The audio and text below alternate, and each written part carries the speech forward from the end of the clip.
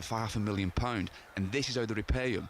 And again, it's the reports say it was in protest against the RFL. Hold on, the RFL bailed him out on the 8th of December, on 9th of December, and this is how they repay him. Nah. I think, Carl, you've phrased it very well there, in the sense that you're being very, very careful, and rightly so, about apportioning blame to the situation.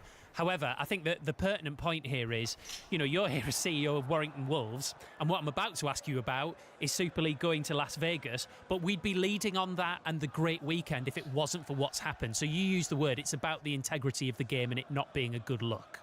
Correct, and that's right. I will say, and we want storylines in the game. We want storylines. I know this is not a positive storyline, but this is something that we speak about, and it's a very interesting narrative. And I'd be very interested to read the comments that do come out of Salford, whether that's the Chris Irwin as chief executive, he's in that position, or whether that's one of the board members. It's certainly provided a lot of talking point for round one. What about Las Vegas then? Are you going in a couple of weeks? Yes, so we'll be going on Sunday. So yeah, we're super excited, and look, I think it's set to be one of the, if not the biggest game in Super League's 30-year history. The interest, the appetite that the game's generated have been incredible. You look at game one, and you look what Sky did with building that little Las Vegas chapel. Yeah. People were actually getting married in it, weren't they? Yeah, I got my vows renewed there actually on Thursday night. I'm only joking, but yeah, Dave was not in there. There's a big pause there, wasn't there? Yeah, but you look at that. They had Michael Buffer over, and no doubt that's when that promotion goes out, that's going to get a lot of people interested. So the interest that the game's generated has been incredible, and look, it's been fantastic for the Warrington Wolves brand and fantastic for the Wigan Warriors brand. But it's also great for the Super League brand as well. The amount of people that have come up to me that are not ordinarily rugby league supporters and want to come and chat about the Vegas game, and we've had some new commercial partners come on board that no doubt that the project in Vegas has certainly got them interested as well. So it's been a fantastic initiative. Got lots of interest in the game, and hopefully we can benefit coming off the back of it. Speaking to the guys at the NRL, and when they went there last year, said there was a halo effect right across the game in the NRL when they return, and hopefully we can experience that when we get back. Carl, we're about to turn our attention back to the Premier League, but before we do, just look ahead to your season for us as it gets underway. I mean, I know the aspirations are just win everything, but what are you thinking is a realistic aim for the season? Look, again, we're looking for improvement. I know that's a bit of a political answer. To be fair, I've been asking you a lot of political questions, so don't worry about it. I know. But look, we want to be in the mix come the end of the season, and we expect to be challenging. I think Sam did a tremendous job last season in terms of the improvement, both individually and collectively. And obviously, we fell just a bit short in the Challenge Cup final and the playoff up for Hull KR. But I think we're going to see a lot of the young players perform a lot better this season. A lot of them got thrown in the deep end. For example, Aaron Lindop, game one last year at Catalan, went in a 17-year-old and was sensational. He's going to be better for that experience. So we're really, really excited to see the development of these younger players. But look, we expect to be in the mix come the end of the season. But I will say, I think Super League is going to be the most challenging, the most competitive league in a long time. Wakefield have come up to replace London. I think they've recruited extremely well, and we experienced yesterday the job they did on Leeds, who I believe have strengthened as well. So when Salford get their act together, no doubt they'll be a decent team as well. So I think we're in for a real exciting and competitive league this year. Great stuff, Carl. Brilliant to have you on. Appreciate your time. Thank you. No problem. Carl Fitzpatrick, CEO of Warrington Wolves. Warrington season underway at Huddersfield Giants at 3. Dave Woods will be keeping us right up to date. We've got just under 15 minutes to go until kick-off at Anfield. Full commentary on the way here on 5 Live of Liverpool versus Wolves. I was about to say you've had a goal at the Emirates, Betty, but I've had so many goals at the Emirates, Steve. It's Arsenal 4, Tottenham 0. It hasn't taken Arsenal very long in this second half at all. A brilliant solo run from Caitlin Ford from the halfway mark. She passes it to Alessia Russo, who taps it into the back of the net. That made it 4-0. Before that, Frida at Mornham hit the ball from just outside the box. It looked like it took a deflection on its way in off Hunt again. She's had an afternoon to forget. Spurs have had an afternoon to forget. An absolute collapse. Arsenal 4, Spurs 0. Manchester United Crystal Palace, Nathan Alban. 2 minutes to go here, Steve, and that should be the game for Manchester United. They have a third goal. Ella Toone with a free kick from the left. Grace Clinton rising highest with the header to make it Manchester United 3, Crystal Palace 1. Right, let's turn our attention back to Anfield. 2 wins in a row for Wolves. One at Blackburn in the FA Cup before that big win over Aston Villa in the Premier League at Molineux. They're still just above the relegation zone. I think it's starting to look like 3 from the current bottom 4. But manager Vitor Pereira, well, he seems like he's having the time of his life. Here he is. If you look for my career, I work it in the clubs. That the pressure is something that's day by day, and I need this pressure, you understand? Because without pressure, I cannot be myself. In the Premier League, I'm looking for the best teams, the best players, the best coaches, fantastic supporters, and this is my target before. And now I must enjoy, but I'm enjoying also. And we are creating something in Wolverhampton. I'm not thinking about to defend 90 minutes to take a point from the game. I'm thinking to prepare the team to go there and to play in our way, with our tools, with our skills, with our qualities, and to get the best possible result. Well, saying it is one thing, Stephen Warnock, doing it at Anfield quite another. Yeah, it is, but what he says there is that he's going to get a result, so that could be a draw. That might be all that they can find out of this game today, but if you don't think you can go to Anfield and get a result, what's the point in being in football? If you turn around straight away and go, oh, we're just going to go to Anfield and see, and I know this because I've played in teams that have done it, and I've listened to other players. I've been and played against Harty's teams at Manchester City when you were at the Pomp, and you go, let's see how many we can keep it down to. And it's true, you will get players' mentalities like that, rather than, hang about, we can go and hurt them, let's be positive. And I think what we've seen over the last couple of years now is there is a different approach to these games. I think teams did used to just come and sit back and put every single player behind the ball. There wasn't a feeling that you could go and hurt Liverpool, Man City and Arsenal. Now there is a feeling that, no, they can be hurt, we can counter them, we can hit them in certain areas, we can find weaknesses. If we play to our strengths and the other team has an off day, we really do stand the chance of getting something out of it. So no, I think you've got to be positive coming to these grounds, but it also is very difficult. Yeah, no doubt, Warney, I agree with you, but I'm totally I'm on board with that attitude. There to do something special, take every single game, take everything out of it you possibly can.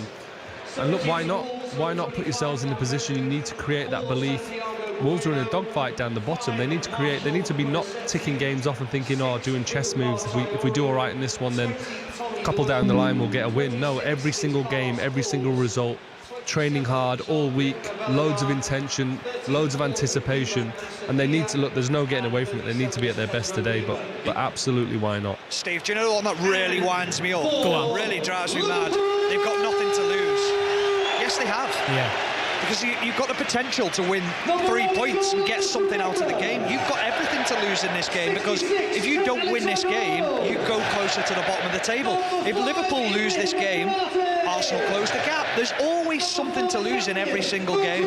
One thing I will say, Steve, is that the front 3 that he's picked today in Cunha, Guedes and Sarabia don't like tracking back much for Wolves. They'll stay up the pitch. You know, they're not keen really on joining in defensively. Got a couple of Wolves fans, season ticket holders, who've said, I'm a bit worried about our front 3 today. We've gone very gung-ho. Gomez and Andre won't have much protection, but it will mean that they'll have a go. They've got wing-backs who get forward, as we know, and they really like. Get rewarded for using energy flexibly. Only with a smart meter. Mike. Yeah, Mike. Hi, Mike's my brother-in-law, actually. Mike says he's the best player he's seen at Wolves as a centre-back, and he's a season ticket holder of years and years. He's only played a few matches, but loves him already. If he plays rubbish today, can we get Mike on the show? Get Mike on either way. He needs a spot. I think so. But Mike knows his football. Mike knows his football, to be fair, because he's right. Jules, I did want to ask as well about, because this is the thing, like, how many managers you and I and John Akers will have interviewed over the years when they're down in a relegation battle. I am absolutely here for somebody just being upbeat and positive. Just because you're in a relegation battle doesn't mean you have to be dour and downbeat all the time. No, that's true. And to be fair, that's what you have to do to stay up. You have to kind of transmit that positivity and the hope that, yes, it will be fine. Yes, we're going to do a better job than before. Yes, we will stay up. Yes, we will improve. We will win games. We can go to Anfield, to go back to Warney's point. We can go there and give them a good game and try to win, try to get at least a draw, but not just sitting back and defend with 11 men behind the ball, hence the front three, hence the wing backs that will play quite attacking in a very attacking way. So I like that. And for Agbadou, who obviously I was saying Mike is right because he was in Liga and I saw him a lot and he's a really good player. What a game. You've only been there 3 minutes really, and already you go to Liverpool and you're going to face Mo Salah and Jota and Szoboszlai and Luis Diaz against maybe the best team in Europe right now. That's why you play football. Yeah, Mike's also listening, and he also adds that he's not that optimistic of a result today. Make your mind up, Mike. Hasn't he listened to Pereira? Hey, he was doing so well, Mike, as well, wasn't he? To be fair, Joe, both Mike and, slightly more importantly, Vitor Pereira are probably still on a high from having kept Matheus Cunha, which is the single biggest thing you could argue that any club did during the transfer window. Yeah, that was big. That was huge for the team. He looks really focused. He looks, it's those conversations that I was talking about in the dressing room. Hopefully someone said, look, you're not going this window. We've got you for the next 4 or 5 months. Get your head in the game. You're going to be all over it. We rate you here. We love you here. I'm sure Mike hasn't jumped ship yet. I think he's a big fan of him. The Wolves fans are right behind him. So listen, what a great stage for him. He looks like someone who loves being on the big stage and scoring big goals. Mike will be made up by the way that England's former #1 is talking about him. He's going to be loving this. John, yeah, let it go now. Yeah, Full time at Hearts, Gavin Wallace. Yeah, Hearts 1, Rangers 3. Steve, the Jambos, the architects of their own downfall today. A classic example of not taking your chances. 8 gilt-edged chances missed, albeit Jack Butland completely on fire. 2 on goals from Jamie McCarthy. Rangers reduced those arrears to Celtic to 13 points. Cherney was the only Rangers player to convert in a game that, it gives them a bit of positivity after last week's disaster. Hearts 1, Rangers 3. Jules, we're almost ready to hand over for kick-off. Before we do, though, we were just having the conversation right at the top of the show about how Liverpool react and what might change. If we're talking about what you expect, do you expect them just to hit the ground running and be back to themselves from minute 1 here? Yeah, I think so, but I also want to see Gravenberch look tired against Everton. It was maybe the one of the rare games this season where he was not at his best and Liverpool suffered. So let's see if the 2 Brazilians in midfield for Wolves give him a good game. Then you want to see if somebody else other than Salah can step up, especially with Gakpo, who was the other man in form. So look out for Diaz, look for Jota, and Szoboszlai, who I think can offer still more to this team. And defensively, I said earlier on the show, when they've conceded recently, they haven't been able to win. 6 of the last 7 games where they conceded first, they could not win. So again, there's a lot of things to look for in this Liverpool game. But yeah, we expect them to go and win from minute 1.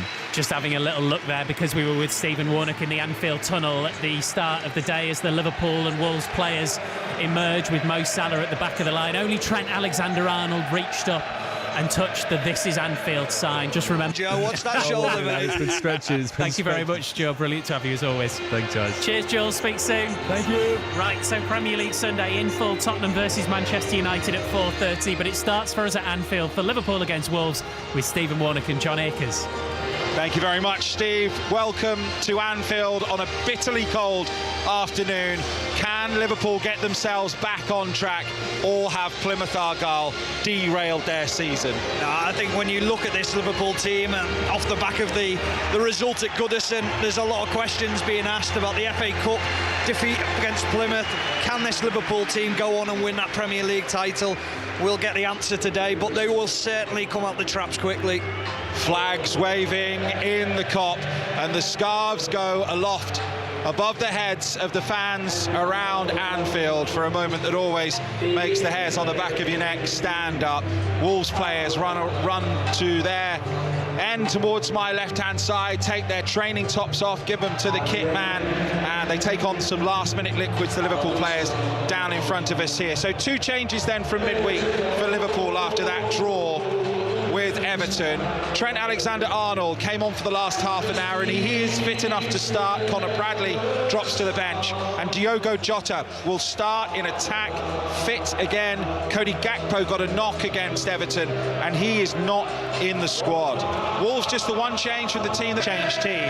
This is going to be interesting. They're back to it today to see how they fare in a game which they're expected to win. Yeah, they've got 6 players out on the pitch today who've won the Premier League. They're the voices that you listen to within the changing room. What today is all about.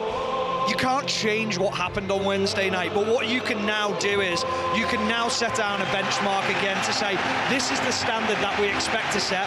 This is the result that is the most important result of our season today, because if we don't follow that draw up with a victory, then it becomes an even worse result. But it was a game that wasn't lost, John. That is the thing that you've got to remember. The gap was only close to 7 points. It wasn't extended to 9. Both teams break from the huddle. It's going to be Liverpool kicking off, kicking towards the Kop in the first half. Simon Hooper in blue gets us underway at Anfield on this 5 Live Sunday. And the ball is played by Van Dijk, long, looking for the head of Jota, and Liverpool have possession, in dangerous possession already, and Salah puts a right foot cross in, and it's deflected behind for a first Liverpool corner. Alisson in goal for Liverpool. Trent Alexander-Arnold, Konate, Van Dijk and Robertson the back 4, Gravenberch and McAllister holding, Szoboszlai just in front, then the front 3 of Salah right, Jota middle and Diaz left as Robertson comes across to take this corner in front of the Kop with his left foot, takes 2 big steps back, then puts both arms in the air. There are 5 Liverpool players in the box. He's gone short, gets a 1-2, slightly behind him, but back it comes across for an effort from Trent Alexander-Arnold, left-footed, and he has sliced it behind. Goal kick for Wolves. Let's get a full time from Manchester United from Nathan Alban. So it's Manchester United women 3, Crystal Palace 1. Elizabeth Turland at the double, neat touch, turn and finish for the first, rounded the goalie for the second. Mila Giles scored for Palace, but United's Grace Clinton made sure of the result late on. Palace stay bottom. United closed the gap on WSL leaders Chelsea to 4 points for now. Full-time Man United 3, Crystal Palace 1. Wolves playing out from the back and almost managed to play out of their own half, but Liverpool have got possession back on the halfway line. We've played a minute, 0-0 between Liverpool and Wolves. Stephen Warnock's a decent chance that for Trent. It was, and it was very well worked, and I was watching him very closely. He was almost pretending to tie his shoelace on the left-hand side of the penalty box, and it was well worked from Liverpool. So often we look at coaches and set pieces that are taken now, and Liverpool works it very well there themselves. Liverpool in possession with Van Dijk, 5 yards inside the Wolves half. Swings it to the left of Robertson. He's got runners ahead of him in the penalty area. In it comes, headed away well at the back there by Gomez. And Wolves play the ball towards halfway, but they haven't managed to get a proper foot on it yet of Wolves. Liverpool have started pretty quickly, but they have got a toe in here, and Cunha's got possession. Plays it inside, looking for João Gomez. And Wolves have got their first comfortable possession of the game. They've got it with Agbadou, who plays the ball left-footed, looking for Aït-Nouri, but in comes Trent Alexander-Arnold, slices it out of play, throw in for Wolves midway inside their own half. Jose Sarr is in goal for Wolves. Totti Gomez, Agbadou and Doherty. And then Aït-Nouri left and Semedo right, the wing-backs. Gomez and Andre holding. And then Cunha, Guedes and Sarabia, the front 3 for Wolves, who did get that really good win against Villa and then were comfortable against Blackburn in the FA Cup. And they're in comfortable possession here at the moment with Sarr all in green, the goalkeeper. Right-footed, clears long to the far side, going up for the header. Over there is Semedo, the captain, goes out of play, off a Liverpool head, throwing right on halfway for Liverpool on the right-hand side. Liverpool have won 15 of the last 16 meetings between these two. And Wolves in possession in their own penalty area. 5 Live Sport. Nice little ball that. Wolves have got some possession in the centre circle now. Moving forward through the pitch with Sarabia. Sarabia plays the ball from right to left. Aït-Nouri wasn't really on the same page. That's a firm back pass from Trent Alexander-Arnold, and Alisson has to scamper across to his right.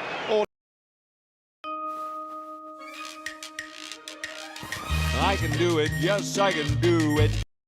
Pace on it, and then suddenly it just picked up pace. But I was thinking, why doesn't Alisson take a touch? There's plenty of time. He's not really getting closed down, but a little bit of panic set in there from Alisson. But first opportunity for Wolves now from a corner. Cunha's going to take it from the left-hand side.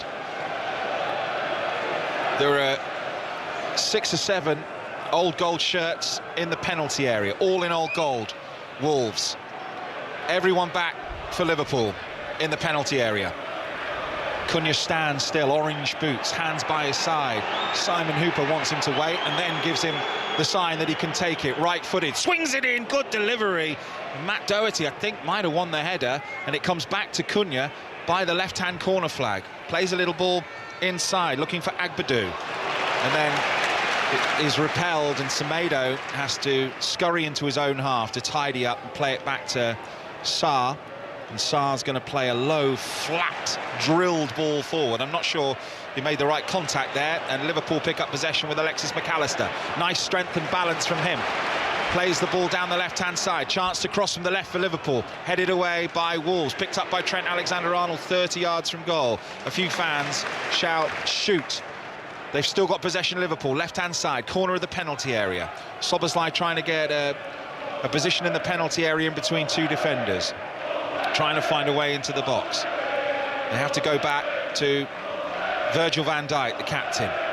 And now Konate, who's 15 yards inside the Wolves half. Right-hand side, Salah picks up possession and goes on a run towards the edge of the penalty area, but Ryan Aït-Nouri does well. Just his second touch just got away from him there, and Wolves give away possession. Just play the ball out for a throw-in. Yeah, they just need to speed up the tempo a little bit, Liverpool. When Salah goes into... gets the ball, Aït-Nouri seems very comfortable. He's happy to go in a 1v1 with him, but it's a little bit slow in the forward areas from Liverpool. Konate.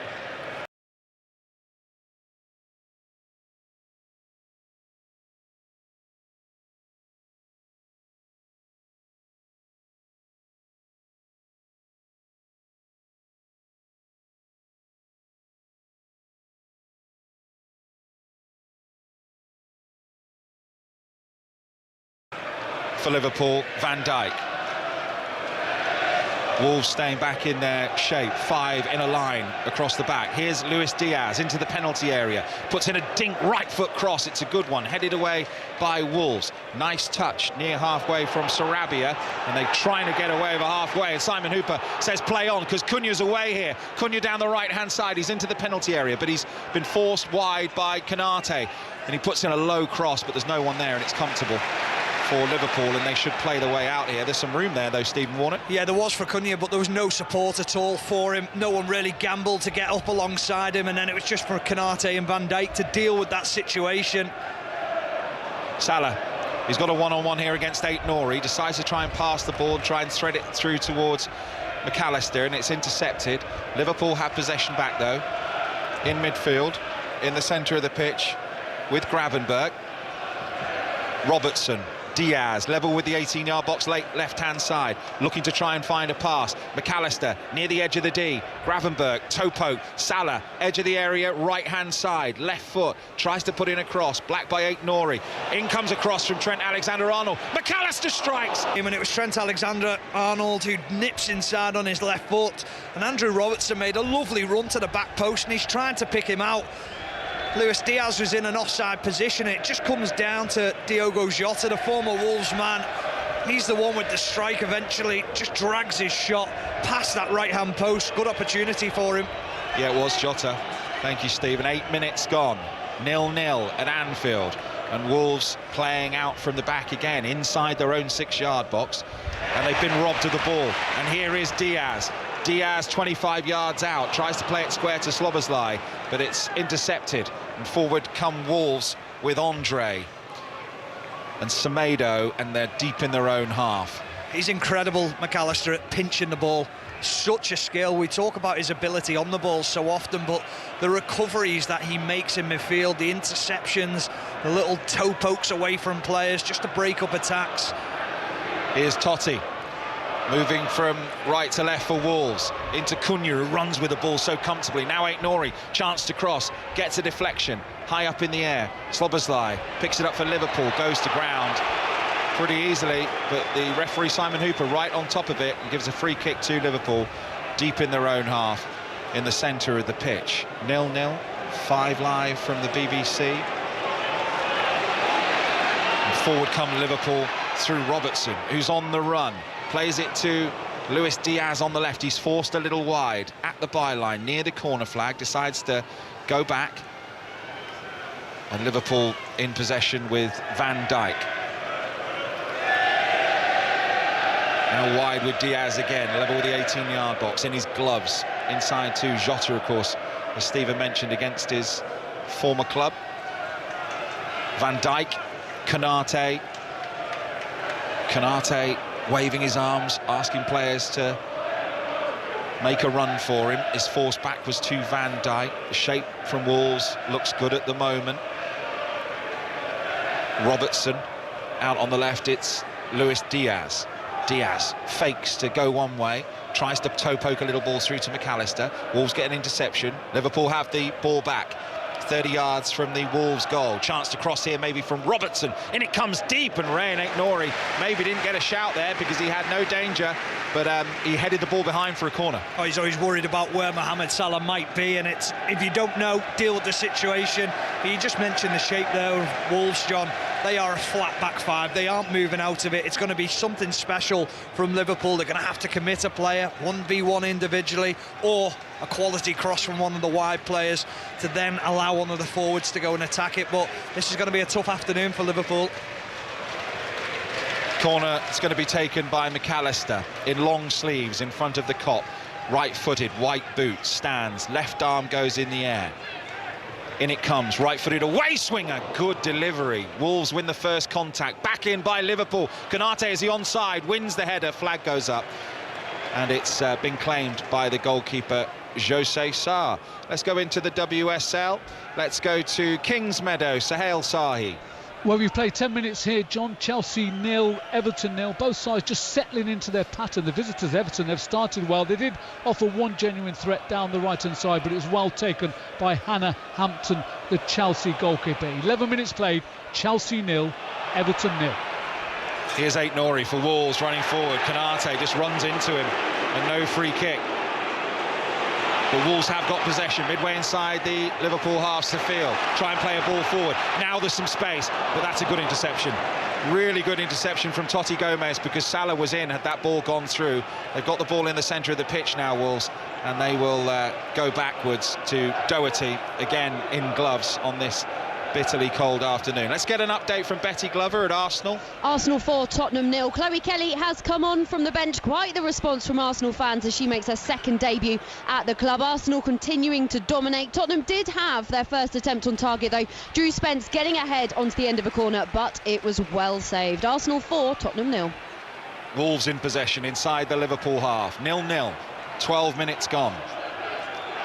Doherty into Andre, really nice turn from him, little slide rule pass, trying to find Guedes, but there was Allison, who claims in his lime green luminous goalkeeping gloves and rolls it out to Gravenberch, but with a better pass there, Stephen Warnock, he might have been in. Yeah, he might have been in. So often you see that lovely little play in midfield, and then it's the final pass where you a little bit too over-eager to find that pass, and you think it has to be inch perfect. The weight of it was just a little bit off, but lovely run from Sarabia.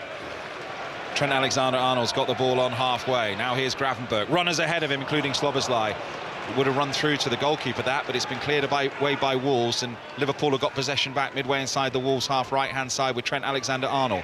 Nice pass for Gravenberch, who's off on a run towards the corner flag. He's got two around him though, and he's crowded out, and Rayan Aït-Nouri will clear from the corner flag. But they've gone short, they play out, they play football, Wolves, and that's really good play. And a floated ball forward is aimed towards Matthias Cunha, but really well read by Virgil van Dijk, who comes across and knocks it back to his goalkeeper, who plays it high towards halfway. Wolves win the second ball, and then they have it one off them by Sloboslai. Now ball forward over the top for Salah. Might he get on the end of this one? Good pace, well played, well covered, really good from Agbadou, but the flag was up. and it's going to be a free kick for Wolverhampton Wanderers. How are you finding this cold? Because you're only just... When did you get back from your trip, by the way? Yesterday. Yeah, I got back from LA yesterday, which was considerably warmer to here, John. I'm not going to lie, this is very cold. Yeah, I was just watching Agbadou there. He went down after that initial run and clearance with Mohamed Salah, and he's been impressive so far, John. I think Mike's right. He is a find. His passing out from the back is very impressive. Yep, signed from Reims in January, 27 years of age, Ivory Coast international, and looks very, very good back there. And that's a really nice turn up at the top end of the pitch from Sarabia, who's running away now for Wolves. He's got runners ahead of him. Semedo tries to play him in. Wasn't quite the right pass to find Semedo, and Liverpool win possession back, and Wolves have got 6 or 7 players committed up the field if they can break it, and they have, Liverpool, and they're away down the left-hand side with Diaz. Jota and Salah up with him. Here is Salah in the penalty area. Might come for Diaz here, who chests it in, and Liverpool open the scoring. It's unconventional, but they won't mind here at Anfield. Luis Diaz gets the goal. Came off his midriff in the end. He was brave, and Liverpool 1, Wolves 0 is the scoreline early in the first half. Oh, what a break, what a counter-attack from one end to the other. Van Dijk wins it in his penalty box, and then it's so quickly moved down the left-hand side, but it's all about the turn from Diogo Jota on the halfway line. That breaks the press of Wolves. It allows Liverpool then to go forward in a 3v3 situation. Then can you pick the right pass? Can you find the right player? Diaz finds Salah, he looks for Diogo Jota in the centre of the pitch, and it's just got a slight deflection from Totti, and that diverts it into the path of Diaz. And Diaz, as you say, John, he's brave, he wants to score. Little chest over the goalkeeper. Jose Sarr comes out, Diaz is taken out, but it's enough just to trickle it over the line. So often they rely on Salah, they needed someone else to step up, and Diaz has done that. It would have been a penalty, I think you're right, if it hadn't gone in, because he does get clattered by Sarr afterwards. What if your money never sat idle and could earn up to 5%? And it is Luis Diaz who gets the goal with his 9th goal of the season for Liverpool, and he was brave. There's a free kick for Wolves, 10 yards inside their own half. Any fault there? You can lay at the blame at the feet of the goalkeeper? No, I think he obviously has to come out and be as brave as he can, and you're hoping to get something on the ball. I think it just happens so quickly. There's that element of wind again, John. I don't know whether you saw that pass up to Aït-Nouri, and it just held in the wind. Gravenberch does well. He finds Salah. Trent Alexander-Arnold switches the play, but he's given possession away to Semedo. Running down the right-hand side. Semedo cuts inside, might fancy a shot, left-footed, deflected, and into the arms of Alisson, the goalkeeper, comfortably, who will bowl it out and will find Diaz on the left-hand side on the halfway line. Inside to Jota, and Jota with the volley pass to Salah. He brings it down, but it just bounced up ahead of him and just allowed Totti Gomez to get there. And now here's Aït-Nouri. Good game this at the moment, because Wolves do look a threat when they go forward as well. No, referee. And there's a free kick given against Ryan Aït-Nouri, which Stephen Warnock completely agrees with. Wow, I mean, if that's a free kick, what is the point? I mean, it's just a coming together between the two players, and Aït-Nouri's off balance. Szoboszlai is just too strong for him. If you're going to give free kicks for that, then there's no point in playing. Just had a message from Mike, who thought it was a free kick. Ball played forward to Cunha. Cunha brings it down. Lovely first touch, but really good from Konate to take the ball from him. That could have been an opportunity there, but Konate, quick thinking, throw in Wolves, midway inside the Liverpool half, left-hand side. Barely any chance, really, to get your breath back here. 18 minutes of the game gone. Liverpool 1, Wolves 0. Luis Diaz, doubt he's ever scored a goal with that part of his body before. It was like his, just above his belly button, I think he ended up scoring with. But really brave, really wanted it, like Stephen Warnock said. Don't know whether Mo Salah will get the assist for that, because it got a little flick on the way through. Goal at Arsenal, Betty Glover. A unbelievable Liverpool, goal from Arsenal. They make it 5-0, and it's Emily Fox outside of the box, hoofs it into the back of the net. It's Arsenal 5, Tottenham 0. Liverpool in possession, leading 1-0 inside their own half. Here's the goal scorer, Diaz, who's looked really busy in the first 20 minutes of this game. He's being hassled and harried by the captain, Semedo, though, and was fouled, according to Simon Hooper. And it's a free kick for Liverpool, 25 yards from their own goal line. And it will be swung out to Salah here, who has got a bit of space. Right-hand touchline, midway inside the Wolves half. Doesn't go on the run this time, decides to play a pass to Trent Alexander-Arnold. And the first time ball back towards Salah is slightly overhit. And Trent Alexander-Arnold sort of looks to the sky and holds his hands out. Knows he got that one wrong, just overhit it, because his distribution is usually just so good. Of course, Liverpool, top of the league, 53 points. Aston Villa next, then Manchester City, then Newcastle, Wednesday, and then Sunday, Wednesday. This is a really busy time for Liverpool this period. After that draw with Everton, defeat in the FA Cup, they lead Wolves by 1-0 at Anfield. And they've got possession inside their own half with Virgil van Dijk.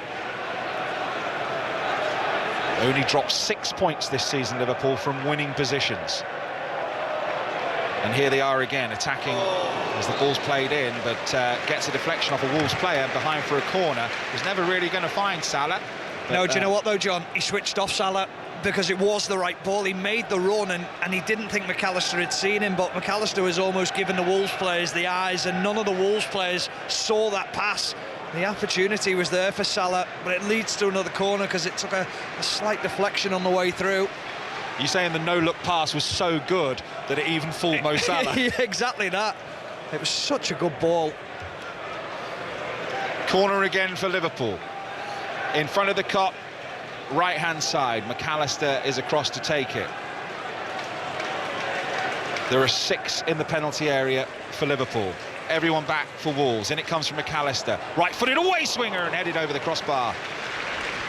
And behind for a goal kick for Wolves, it was Jota who got the contact. It's incredible how many times he finds space in the penalty box. He's arguably one of Liverpool's smallest players, alongside McAllister and Mohamed Salah. Well, those two players, McAllister takes the corners, and Salah doesn't really get too involved in being in there. Jota looks for it every single time, just gets his head on it, a little bit too much on it this time, over the bar. Got a good leap, hasn't he, Diogo Jota? 57% possession, Liverpool, 3 efforts at goal, 1 on target. And they lead 1-0 as Van Dijk plays a long ball forward. Will that find Salah? Ryan Aït-Nouri has played the ball square, and they've got themselves in a bit of a mess here, Wolves, but they just about get away with it. They were off balance and the ball wasn't under control at the back.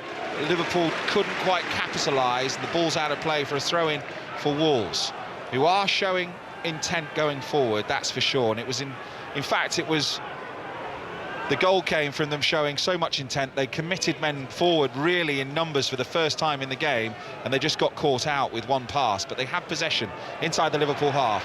No free kick. Wolves fans don't like that. Liverpool in possession.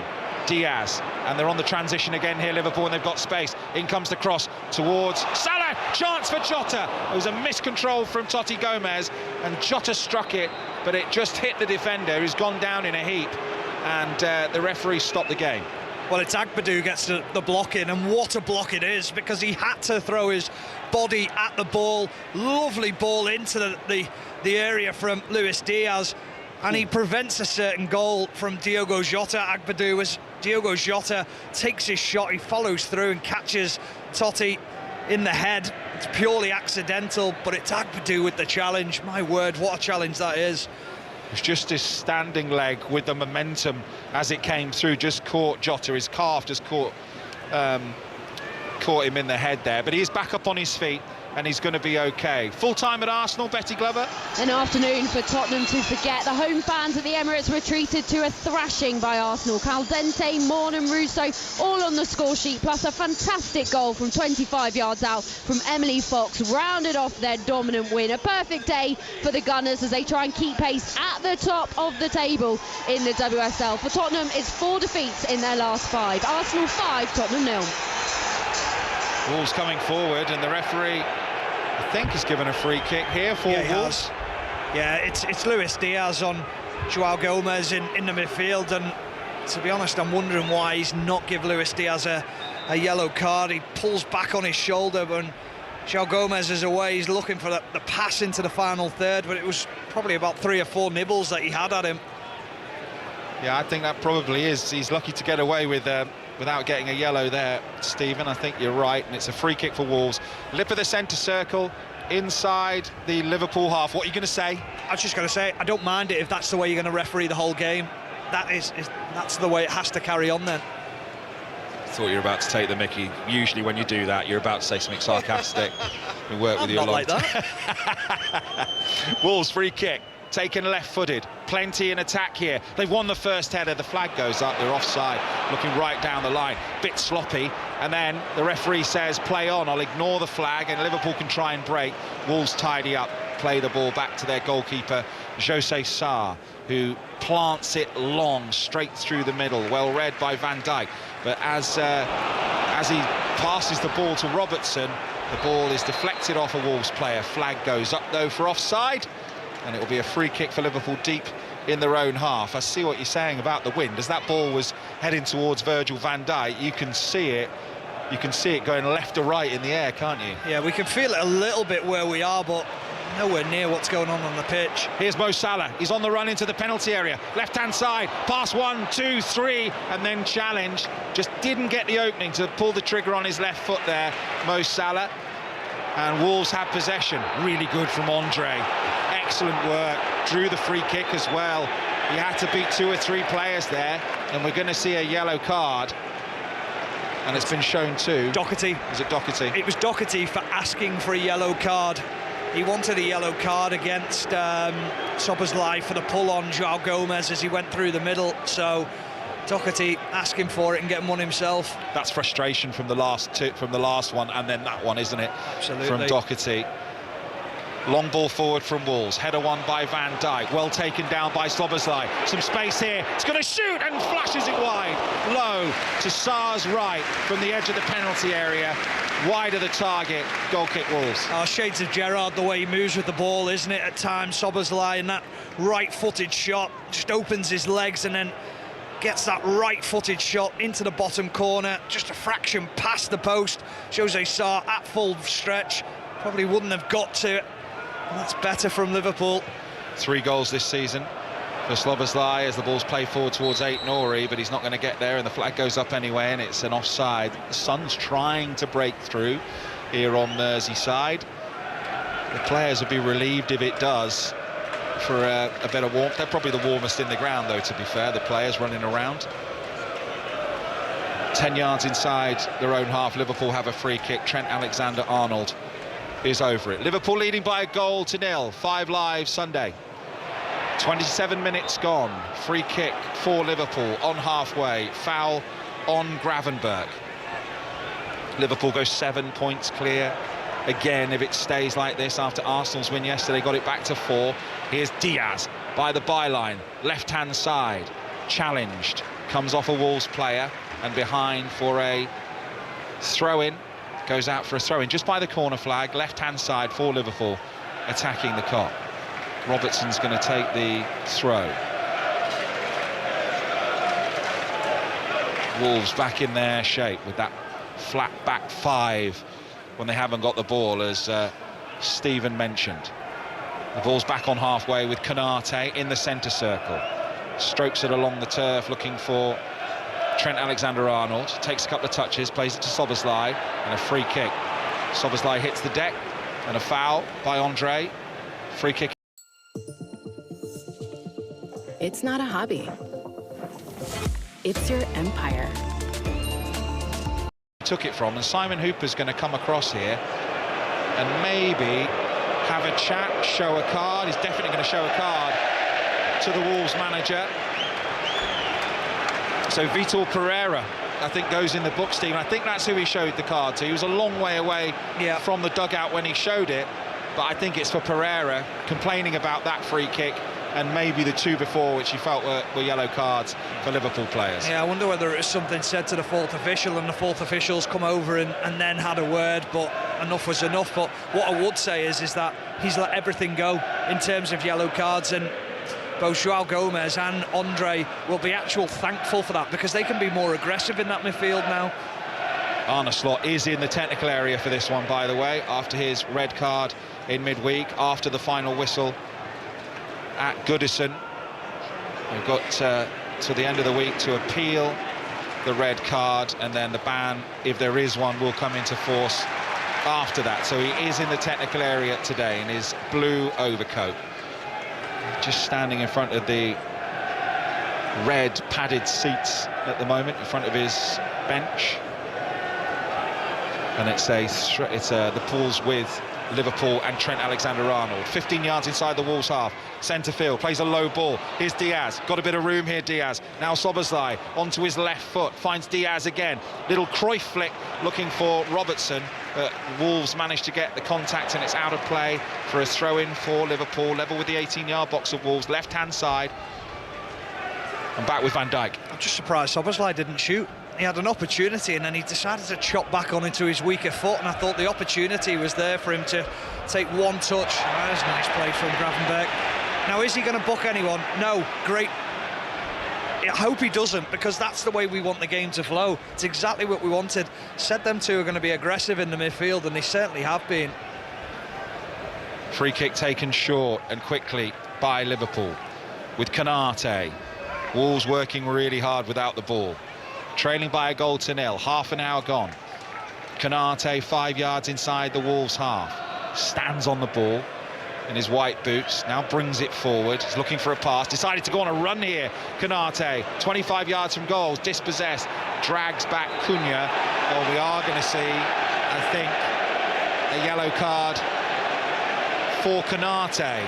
That's exactly the same as the two previous offences, and Simon Hooper's shown a yellow for that one, but not the other two. Stephen, your thoughts? Yeah, well, he pointed down the other end of the pitch, Simon Hooper, as if to say it's not your first foul.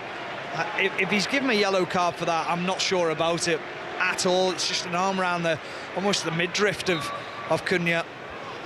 I'm trying to think of the other one. Yeah, that's what I was thinking myself. I was trying to look at it, but he clearly pointed down the other end of the pitch, and I was thinking, I'm not sure he did give something away, but there we go. He's in possession on a yellow card, Konate, midway inside his own half. Now Virgil van Dijk, slow patient build-up from Liverpool, halfway line with Diaz, switches the play to Konate again. He's got Cunha with him for company. That's lovely from Trent Alexander-Arnold. Little reverse pass inside for Szoboszlai, plays a sweeping, raking long pass to Diaz, brings it down on his chest, now plays a little overlap ball to Robertson. It's parried, chance here for Liverpool. Jota fires it, good save at his near post by Jose Sarr. Really good save, and Liverpool come close to scoring again. They have a corner. Yeah, well, when you play five at the back, you've got to get switches of play, but you've also got to get overlapping runs, and that's the best we've seen from Andrew Robertson and Diaz linking up. Lovely ball from Andrew Robertson, fired across the box, and as Diogo Jota picked it up, it's such a difficult angle. He had Trent Alexander-Arnold in a better position, should have perhaps passed it to him, and he wants a goal for himself as well. Trent Alexander-Arnold made that abundantly clear, that he was in a great position, unmarked, 15 yards out, on his right foot, and Jota decided to take a touch, then fire from a tight angle. In comes the corner for Liverpool from McAllister. Does fall for Trent Alexander-Arnold, fires it over the crossbar and into the Kop. His eyes lit up, Trent Alexander-Arnold, as the ball drops to him, bouncing into him, perfect height. And you're thinking, just hit the target, just strike it as hard and as low as you can. Just cuts across it ever so slightly, difficult skill. If anyone can hit that, it is him. Liverpool 1, Wolves 0. 33 minutes on the clock. Luis Diaz with a very unusual goal. Came off his midriff, long ball from Sarr, just floats over everyone and all the way through to Alisson in the Liverpool goal. Konate in possession, yellow ball, a hush at Anfield, waiting for something to happen. Maybe it will with Salah, he miscontrols, but might get another bite at the cherry. He's done really well there in defence at the back as Totti Gomez, and they've got possession with Agbadou. Good pass through the ball, like him so far, Agbadou. Now it's with Cunha, left-hand side. Good defending from Trent Alexander-Arnold, because he had a one-on-one situation there, Cunha. That's what he'll want. He'll want to be out there against Trent Alexander-Arnold on his own, and Alexander-Arnold did well as Wolves have possession on the halfway line. Agbadou. Good ball again, Ait Nouri. Little triangles now, nice 1-2. Ait Nouri again. Sarabia. A little spell of possession inside Liverpool territory, which has been rare in this game so far for Wolverhampton Wanderers. Fourth from bottom of the Premier League, only 2 points above the relegation zone.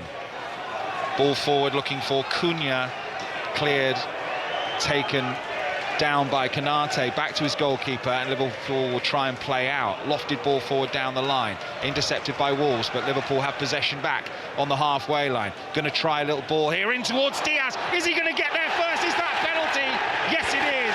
Well, that was clumsy from Jose Sarr, who came out and challenged Luis Diaz. Of course, the video assistant referee will have a look at what kind of contact. They are complaining en masse about this one, the Wolves players, but from our angle, from this far away, it did look like a penalty. Yeah, my first thoughts were it's a penalty.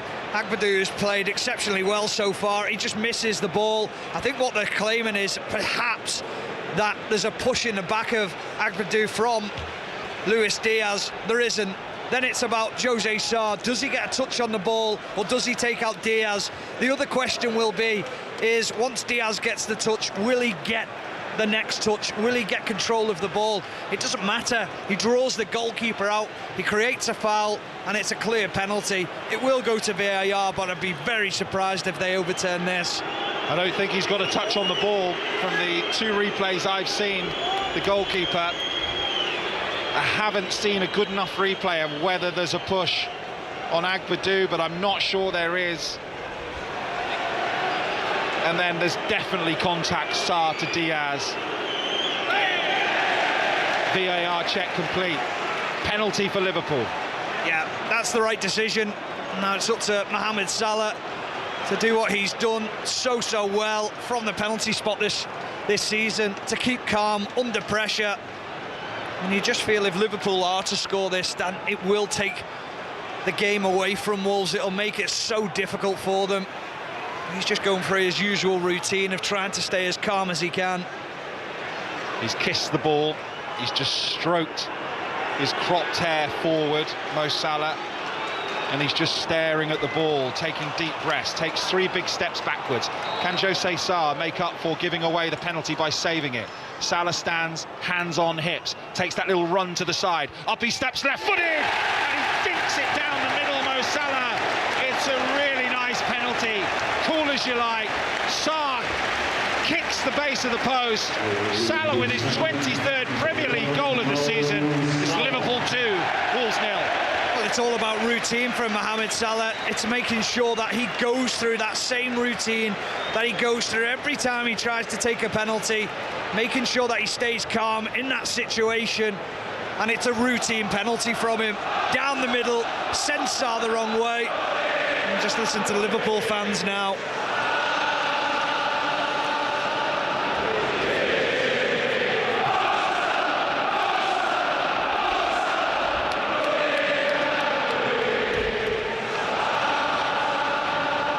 Did he get the assist for the first goal as well, John? Can have a look. We need to look, don't we? Because them stats are just phenomenal from Mohamed Salah. If it's another goal and another assist in a game, it's just a remarkable season for him.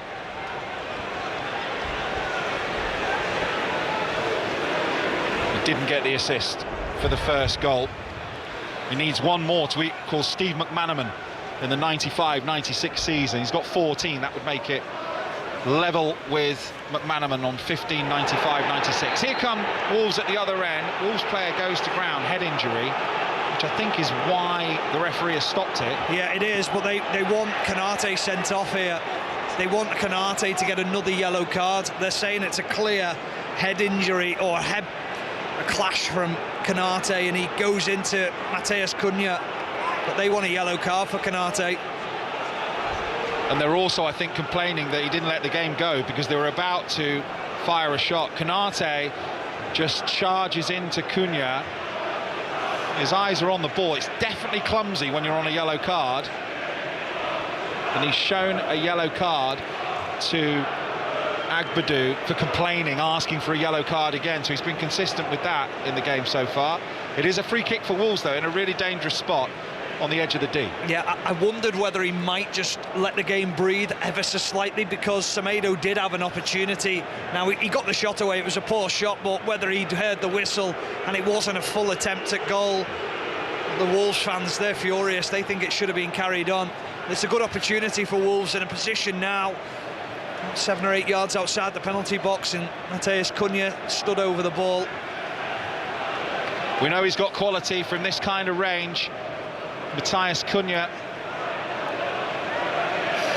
he'll definitely fancy this, I would have thought. They've got the draft excluder out, Liverpool. 5 in the wall. It's 25 yards out, just to the left of the D. And Matheus Cunha is over it. There's movement ahead of him. Up he steps, right-footed, brilliant free kick, just wide. It looked in. It looked in from our angle, and Alisson was beaten, and it shaved his left-hand post. I thought it was in. I really thought it was in, John. You're right, it does. Need a high-quality AI voice like this for your content?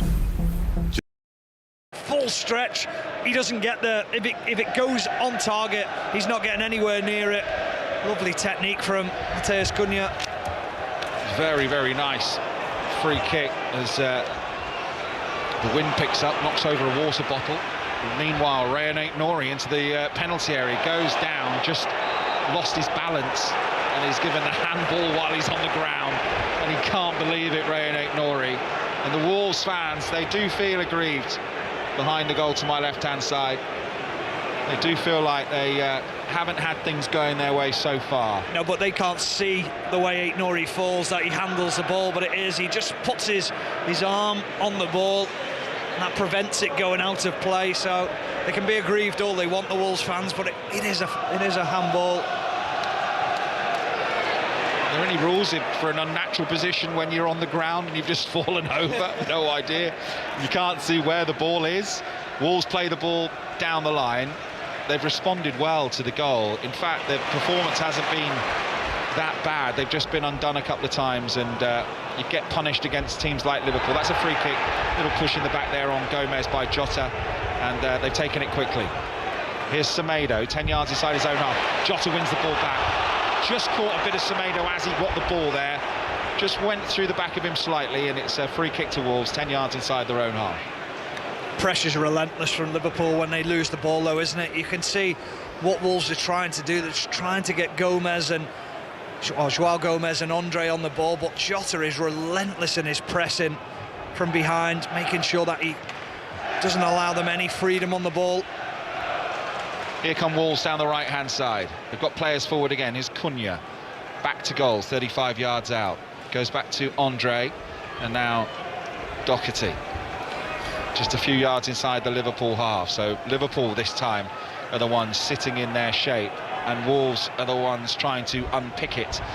Trailing by 2-0. Cross in from the right-hand side, left-footed. Cleared away by Liverpool. Might be a break on. This is where it could get messy for Wolves, but that's well read, well intercepted by Totti Gomez, and Liverpool are having to retreat again because Wolves have got possession midway inside the Liverpool half. Centre field with Cunha, who swings in the ball into the penalty area. Ended up being a shot on target. That'll go down as a shot on target. Alisson falling on the ball to his left, but he didn't intend it as a shot, and now they look a little bit more open than they did before, Wolves, as they try and find a way back into this game. It's Luis Diaz. Diaz plays a low ball. Here's Salah. Salah should really have hit it. Gets the ball back. Chance for Salah. Curls it high and wide and over the corner of bar and post and behind into the Kop. And Wolves got to be careful here. They are trying to get back into the game and committing players forward, but they are leaving themselves wide open on the counter. Yeah, they are, and for once Mohamed Salah gets it wrong. It's the right idea. He just stuns the pass a little bit too much and takes too much pace off it, because the ball into Szoboszlai was the right pass, and it would have been a free shot on goal for him. But as you say, John, Wolves looking a little bit stretched when they go forward. Those defensive positions are getting dragged a little bit more as the half goes on. Throw in for Wolves, midway inside their own half on the left-hand side. Wolves have never beaten a side top of the Premier League away from home. 30 goals conceded away this season now. As now Diaz is in possession for Liverpool. Square to Jota. Seems like there's more space than earlier on for Liverpool when they're on the attack. Wolves are trying to get back into their shape. Here's Trent Alexander-Arnold. Swings a ball into the penalty area. Doesn't beat the Wolves player on the edge of the penalty area.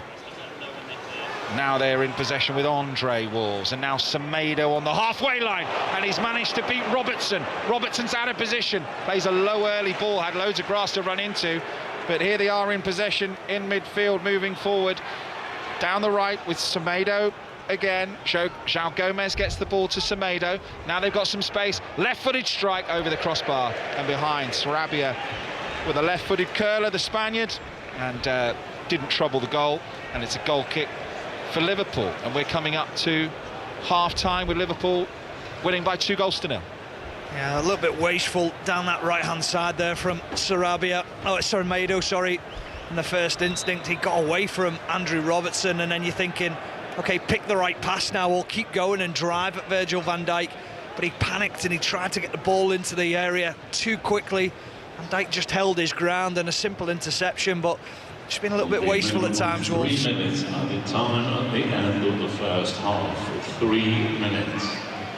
As you've just heard, 3 minutes added time at the end of the first half, and Wolves are in possession with Doherty. Deep in his own half, goes on a run with the ball, finds Semedo on the right-hand side. Wolves looking to get one back before half-time. Totti Gomez brings the ball forward, and Liverpool much more content to sit off Wolves and sit more in their shape, leading by with this 2-goal cushion that they've got now. Doherty takes on Diaz and beats him and goes on a run forward. Doherty then goes down, and it's a free kick to Wolves. And Doherty gets onto his knees, puts his arms out to the side as if to say, where's the yellow card? He's already been booked for complaining about asking for a yellow card, so I think he was quite careful in what direction he showed the referee wasn't happy about it. I'm just trying to see what's happened here, because McAllister's gone down and he's almost saying that Doherty stood on his foot. The referee hasn't branded any yellow cards. He felt it was just a coming together between the two players. Yeah, looks okay. He's back up on his feet, McAllister, and Wolves are in possession inside the Liverpool half with Semedo. Now they've got possession on the right, byline.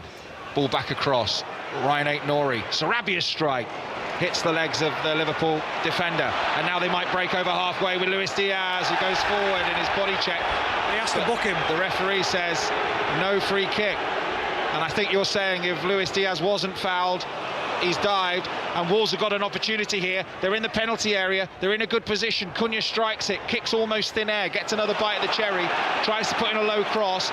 Liverpool intercept. Just mop up what you're thinking here with Diaz. Yeah, I just think if Diaz is going forward and he plays the ball and then he goes to ground and the referee thinks that it's not a foul, then it's simulation. You have to book it. What a ball from Salah. Salah into the penalty area. Keeper comes, Doherty comes across and takes it off his goalkeeper.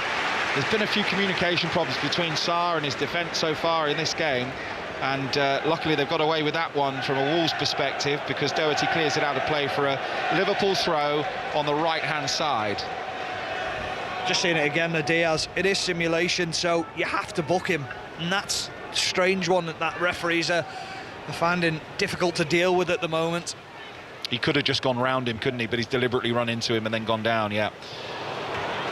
Low cross in from Liverpool, cleared away by Sarabia for Wolves, trying to find the run of Guedes down the left-hand side, but Liverpool have possession back.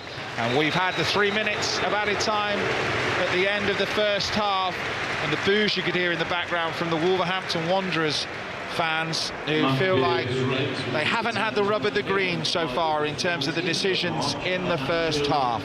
Liverpool leading by 2-0 thanks to those goals from Diaz and Salah from the penalty spot, Stephen Warner. Yeah, really interesting game. I think we knew it was going to be difficult for Liverpool because of the way that Wolves had set themselves up with 5 at the back. They have to be patient, and they were patient. And the one time that Wolves really broke shape in the first half, Liverpool capitalised and managed to get themselves ahead. And then Jose Sarr giving a penalty away. Lovely run from Luis Diaz, who's scored a goal, won a penalty for his team. Just interestingly here, Steve, I'm just watching who's warming up, and it's Jarrod Quansah. And it feels like that foul from Konate, which many thought could have been a second yellow card. I don't think we'll see Konate in this second half now. Sometimes, sorry, John. Sorry, Steve. That's all right. Sometimes, Stephen, that sort of tells you something about how even the home side felt about the decision. Yeah, exactly that. And I think what Arne Slot is being very clever with this season is making changes straight after those decisions. Some people say it's clever or very obvious, but you've got to make those decisions because effectively they could change the course of the game. And I certainly thought, I didn't think it was necessarily a yellow card, but I think you're living on a knife edge now where you think if you make one more mistake within that second half, then the referee's got the option just to send you off. Do you know, Stephen, normally I'd probably ask you about someone who's had like a major impact, i.e. scored a goal in the first half, but actually I'm just picking you up on something you said, which I thought was fascinating, about Dominic Szoboszlai and the Steven Gerrard running style. I've never thought about it before, but oh my God, you could put Gerrard's head on his shoulders, couldn't you? Yeah, it's the long legs and the stride, isn't it? The stride pattern, it's the way he runs. He's got such similarities to Gerrard in his running style, certainly. I mean, obviously Gerrard with his passing ability and his goal scoring is completely different, but he's got such a running power for this Liverpool team, and that's why you see Jota and him get through so much work up front and in the way that they close down oppositions. And they are almost a front four now. It used to be a front three, but Arne Slot's implemented them a lot higher up the pitch. Thank you very much, you two, for the time being. So Liverpool 2, Wolves 0. Liverpool, as it stands, would go up to 60 points. They would be 7 ahead of Arsenal, having both played 25 games, from the top of the Premier League to the top of the Women's Super League. Chelsea at home to Everton, half-time. Sahel Sahi. Yeah, not the most illuminating 45 minutes here, Steve. It's Chelsea 0, Everton 0. Chelsea, they're hogging possession, but they'll be disappointed they haven't worked the Everton goalkeeper. Lauren James, she looks the chief architect of anything positive, while Everton, they'll need to gamble with some attacking play if they're to cause an upset. Half-time here, Chelsea 0, Everton 0. Already today, Arsenal have beaten Tottenham at the Emirates by 5-0 in the WSL. The other full-time score, Manchester United 3, Crystal Palace 1. We'll be hearing from United player Grace Clinton shortly. We'll also have our first look ahead to the 4:30 commentary on Premier League Sunday, which is Tottenham Hotspur versus Manchester United. We'll do all of that before second half commentary at Anfield. Let's get the news on 5 Live with Jill McKenzie. This is BBC Radio 5 Live. Listen on BBC Sounds. Thanks, Steve. Good afternoon. The Business Secretary Jonathan Reynolds says there can be no durable peace in Ukraine without Kyiv and its European partners involved. US and Russian officials will meet in the next few days. European leaders will hold a summit tomorrow to discuss concerns that America is locking them out of peace talks. The Israeli Prime Minister Benjamin Netanyahu is warning that the gates of hell will open unless all hostages held in Gaza are released. He was speaking after talks with the visiting US Secretary of State Marco Rubio in Jerusalem. Home Office figures show 240 people crossed the channel in 4 small boats yesterday. Ministers say they'll stop at nothing to catch people smuggling gangs. And unions are welcoming the government's promise to provide up to £2.5 billion worth of support to the British steel industry. The money will go towards new technology and to bring down the cost of production. The Champions League. Right here on BBC Radio 5 Live. On Tuesday at 8. Bayern Munich versus Celtic. Heading back, it's scuffed in. And it beats Neuer at the near post. And Celtic do have a goal back. And on Wednesday at 8. Real Madrid versus Manchester City. Bellingham is there. And Bellingham scores. Real Madrid have the Champions League. Listen live. Ask your smart speaker to play BBC Radio 5 Live. This is 5 Live Sport with Steve Crossman. Listen on BBC Sounds. It's Liverpool 2, Wolves 0, half-time at Anfield, second half commentary on the way. In the WSL North London derby, Arsenal beat Tottenham 5-0. Alessia Russo got one of the goals and was player of the match. We put on a performance that was for the fans. Spells that we want to work on, of course, but yeah, really pleased. Another goal for yourself. Sadly, the first one went down as an own goal. I'm sorry to break the news to you, but what is it about this fixture in particular that brings out the best in you? I feel like, yeah, it's a North London derby. I think when you come to Arsenal, you understand the rivalry and the history of this game. But we want that in every game as well. Today was really important for us, for the club and for the fans. But yeah, we want to keep pushing, and we've got a massive end to the season. You make scoring goals look easy. Does it feel easy? No, it doesn't feel easy. There's a lot of work that we're doing in the background, but it's been really fun. As forwards, we're getting lots of finishing and lots of stuff in training, so it's nice to see it come to fruition. And just finally, Chloe Kelly made her second debut for the club today. A player you obviously know very well from England. What's it like linking up with her at club level now? It's really nice. Since she's come in, she's been great. Seems like she's been here for a long time. She's just chatty Chloe that we all love. So, yeah, you can see her qualities on the pitch. And the first day of training, the standard from her was so high. So, yeah, we're really excited to have her. That's Alessia Russo with Joe Curry. Nightmare then for Spurs. They've only won one of their last 9 away games in the WSL. Here's manager Robert Villahan with Joe. Well, Robert, that clearly didn't go to plan. Where did it go so horribly wrong today? I think overall the whole game in Arsenal is extremely good and better than us. I think the first 10, 12, 15 minutes is the best we have in the game. Then they push us down, and then they score that goal, and then they are dictating the game. I think when we do the substitutions in second half, we get back in the game a little bit, but then they are very clinical when they get extra chances as well. So fair play, they were really good. You've not kept a clean sheet in the Women's Super League since March last year. You've conceded over 20 away goals this season. How concerned are you about the defensive stats of your team at the moment? I mean, obviously today it's 5 goals, which is tough, right? But it's some really good finishing as well. But the concern is how we can make sure we become better in and out of possession, how we can compete more. And right now we are having problem to compete with the top 3 teams. And this is more like the overall of that. Then if you look at the goals that we consider, it's a few of them we need to fix how we box defend better.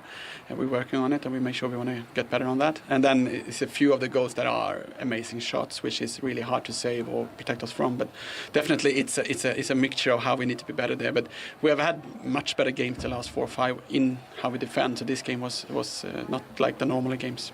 Spurs boss Robert Villahan. That leaves Arsenal in third then. They're 3 points behind second place Manchester United, who beat bottom of the table Crystal Palace 3-1. Grace Clinton got the third goal. She's been speaking to Nathan Albert. Well, Grace, Palace didn't make it easy for you, but you got the win in the end. Yeah, definitely. It was a tough competition today. We already know the good and they can get results. So, yeah, we went out there and we did what we needed to do. Yeah, you seem to like scoring against Crystal Palace. yeah. I didn't even think about that, to be fair, but you always like to get a goal. Yeah, talk me through it. Headed goal, Ella Toon with the delivery. Guess it helps when you've got someone like her in the team. Yeah, we were doing set pieces yesterday and I got a couple of goals and everyone was like, do it on match day now. So, yeah, it was perfect delivery, so I just thought I had to try and put my head on it, and I did. How do you see it then? The title race towards the top of the table. Obviously Chelsea making life hard, but you're hanging in there. Yeah, we're doing what we need to do. I think the main thing about us is we're just focusing on ourselves. We need to win every single game that's coming up, and then obviously just try and close the gap as much as possible. They're obviously a good side and they're doing very well, but just got to hope that someone can take some points off them and we can get up there. That's Grace Clinton. The other game is Chelsea 0, Everton 0 at half-time. 2 games at 3 o'clock in the WSL. Leicester, Aston Villa and West Ham, Brighton. Then the 6:45 game is Manchester City versus Liverpool. In Scotland at half-time, it's St Mirren 0, Hibs 0 already today. Rangers have won 3-1 at Hearts. That leaves them, for what it's worth, I think this ship has long since sailed, but 13 points behind Celtic, at least a small boost for Philippe Clement after that Scottish Cup defeat to Queen's Park. Our commentary at 4:30 this afternoon from the Tottenham Hotspur Stadium. Spurs versus Manchester United. Correspondent John Murray and Clinton Morrison are there. 14th versus 15th, John. That's how we're billing it. I know. Who would have thought it would have come to this for Tottenham and Manchester United in the second half of February? But that is where they are. So, we're looking at a Tottenham who've been knocked out of the domestic cups in their last couple of matches this month, and Manchester United who've lost. It's almost, when you look at it sort of defies belief that they've lost 11 Premier League games already this season, and the news as well, which we heard yesterday about losing Amad Diallo, which is such a blow for them with an ankle injury. In his social media post, he said he would be out for some time. We'll obviously hear more on that from Ruben Amorim later, but it seems to be being taken that means for the rest of the season. And I suppose, Clinton, it's an especially big blow because if you were to take any Manchester United player and say, well, they've looked the best under Ruben Amorim, it might well be him. No, I think you're right. I think it is him. I think he's been the best player. There's been a few that have been decent, but for me, he's been right up there and deserved his new contract. It's a huge blow. When I heard the news yesterday afternoon, I was shocked because I was coming to this game today thinking he could be the bright spot for Man United. It'd be interesting when the team news does drop who fills in for him. But yeah, it's a huge blow to lose him. There won't be any Kobbie Mainoo either, John Murray. It's almost like, when you've heard of sympathy pains, Manchester United picking up injuries because they're playing Tottenham.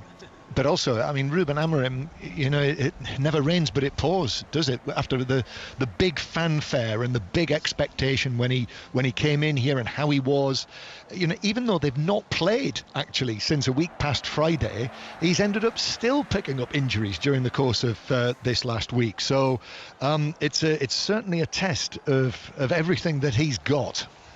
I almost wonder, Clinton, whether what's happened at Manchester United has been really good for Ange Postecoglou. And the reason I say that is there is absolute exhibit A of why changing a manager and appointing a new full-time manager mid-season does not automatically mean your problems go away. Yeah, it doesn't always. I agree with you. If Man United wanted to bring in Ruben Amorim, should have made that decision at the start of the season. And that's what I say with Ange Postecoglou.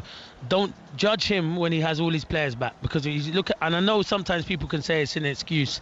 And listen, Man United have got key players out this afternoon, but when you've got 8 or 9 first-team regulars who start out of your team, you take that from any other first-team and Premier League team, they would be struggling. So I think it has been poor under Ange. This is a massive game as well, Crossy, for Tottenham. It's a bigger game for Tottenham, I think, this afternoon than Man United. It's a massive game going out of all the cups, but I think Ange has to stay for now and judge him when all the players are back. And again, he repeats it, everything that he said to us last Sunday night, Ange Postecoglou, in his programme notes today, talking about the efforts of the players for the past 2.5 months. He says they have been outstanding, and that is the difference. And I think it is right for him to point it out. And people will say, well, what about Bournemouth? Which is certainly true, the players that they didn't have available. But for such a long period of time for Tottenham, I think I think he does. There is certainly something in what he says. Also, Clinton, they've clearly had a lot of injuries in terms of conceding goals, and we've spoken so much about Mickey van der Ven and so much about Christian Romero, maybe a bit less about Vicario, who might be back today. Yeah, it'd be a huge boost to have Vicario. He's outstanding goalie. Remember when he first came here, he thought he's a bit susceptible to crosses and stuff. People were targeting him, but I think he's announced that when you've got the spine of your team, goalkeeper, centre-half, midfield and striker, all back fit on firing, you should be doing all right. I think he's a key figure for them. Hopefully, there's talk maybe Maddison being back, Destiny and Doggy, and obviously in the squad today. And then you've got the likes of Odegaard, who they signed for Burnley. He's not really kicked a ball in anger. He's back in training with Timo Werner, Brennan Johnson. So the players are slowly but surely coming back, and that'd be good news for Ange. But even though it is 15th against 14th, it feels there's an awful lot riding on this match. If one or the other loses it, I mean, because if Ange loses it, John makes a good point. He's under huge pressure. I think Ruben Amorim will get towards the summer and the start of next season, but with Ange Postecoglou against a Man United team that will be weakened today, it'll be under massive pressure across him. Yeah, because if you're a fan of either of these teams, John Murray, you're probably thinking, God, they're in a terrible position as well. What if even we lose to them? Yeah, and of course Manchester United have got the FA Cup as well, and the Europa League, and Tottenham have still got the Europa League. But just in their state, that does feel a little bit like jam tomorrow, doesn't it? I'll throw it out there, Crossy. Them two are the favourites for me, you know, Man United and Tottenham to win the Europa League. I know. I'll throw it out there. I just dangle a carrot. I thought you meant they're the favourites today. I was going to say, we'll talk about covering your bases. No, I've been to Europa League, so yeah, listeners, come on, you can come back at me. I'm waiting. Yes, although I heard it said, because they're now in the same bracket in the draw in the Europa League, wasn't it? So the word was, well, they can't meet until the final. Exactly. But someone said to me, well, they can't meet in the final either because they're not good enough. Ouch. Which I thought was very harsh. Yeah, probably. John Clinton, thank you very much. Much more to come then from the Tottenham Hotspur Stadium. Spurs versus Manchester United in full at 4:30. Once we're done at Anfield. Changes, John Akers. Changes indeed. Yeah, we are going to see 2 substitutions here. So you were absolutely right, Stephen Warner, because Wolves get us underway for the second half with Liverpool leading by 2-0. But Jarrod Quansah has come on to replace Ibrahim Konate because of that yellow card, and then the near potential yellow card. A yellow card if you're a Wolves fan, and never a yellow card if you're a Liverpool fan. I think that's what the thinking is there, as Liverpool in possession at the back. Yeah, it definitely is. I think what they're worried about him potentially picking up another yellow card and being sent off in the game. So sensible from Arne Slot, and then Wolves have also made a couple of changes themselves. And here is one of the subs. I'll get to those in just a second, as there's a big chance early on, and Alisson has to grab it above his head as it deflected off Cunha. He didn't know much about it, just hit his shin, ballooned up, and claimed by the Liverpool goalkeeper above his head, and bowls it out straight away to Robertson running down the left-hand side. Space for Jota. He's found a little pocket 35 yards from goal, running forward, plays it into the feet of Diaz, but he's overhit that, and it's through to Jose Sarr. So a couple of changes then for Wolves at half-time. Manetzi, the new signing, is on. He'll play in midfield. Sarabia has gone off, and Bellegarde has come on, scored the first goal against Aston Villa in their Premier League win against them at Molineux, and Gonzalo Guedes has made way. What do you make of those changes for Wolves, Stephen? Didn't realise Gonzalo Guedes was playing. He did nothing in the first half, didn't touch the ball, didn't have an impact on it one bit. Sarabia, a little bit surprised at. I thought he did okay in the first half, was positive in the runs that he made, but obviously manager feels that he needs to change the style of play a little bit more direct. I'd say Bellegarde's more of a ball carrier, isn't he, in the way that he plays. Yeah, picked up a knock towards the end of that game against Villa, and is back fit for today, but was on the bench obviously, and has made his way into the centre of midfield. And Manetzi, sort of a box-to-box midfielder, as Liverpool are in possession with Diaz, and now Jota level with the penalty area on the left-hand side, but he's forced to turn back towards Robertson, and now they'll go all the way back to the halfway line to Virgil van Dijk. Van Dijk in his orange boots, square to Robertson. Can Wolves find a way back into this game as the ball's played from left to right? It looks like Manetzi's going to go and play up front here for Wolves, which isn't naturally his natural position. The 28-year-old Zimbabwean, who's also come from Reims, made his debut against Blackburn.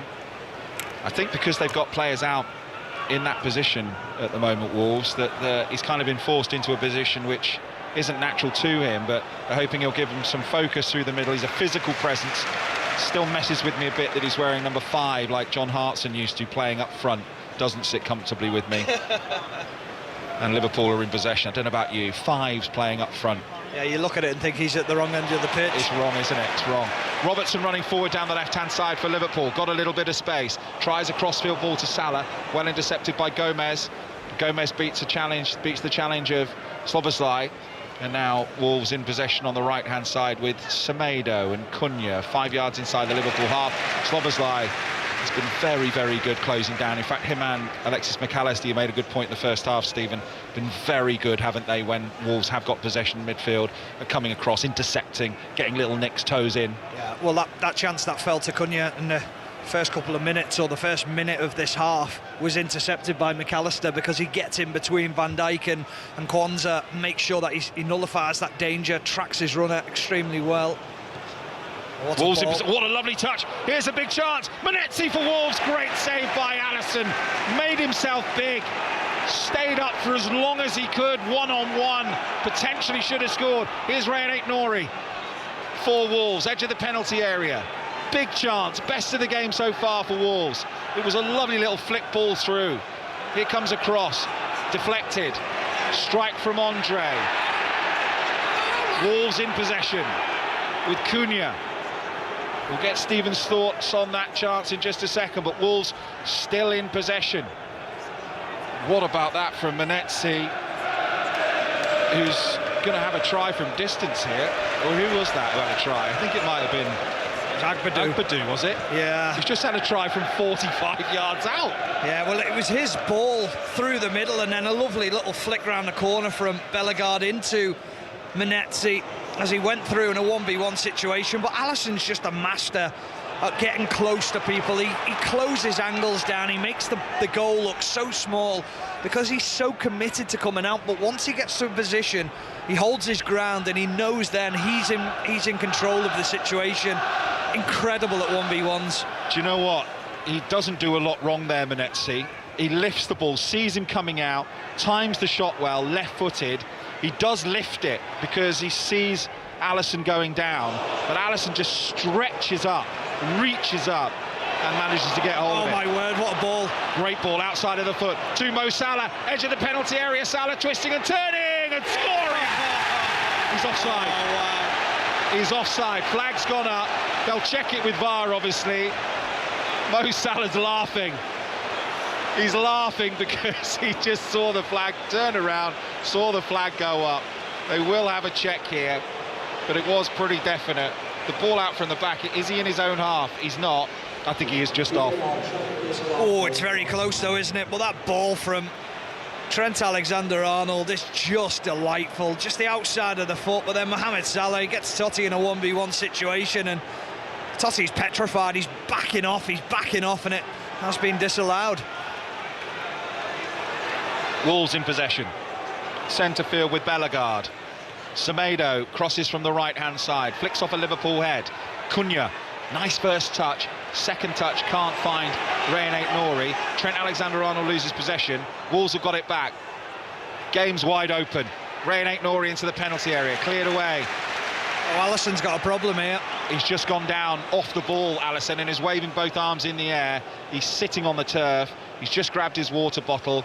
Yeah, this doesn't look good. No, I think it's just a knock to the shin. He's got a cut on his shin, so it's nothing major. So what you'll see is that just as Bellegarde went through, whether there was a challenge and whether he's just caught the shin of Alisson as he goes through, that looks like the reason he's gone down.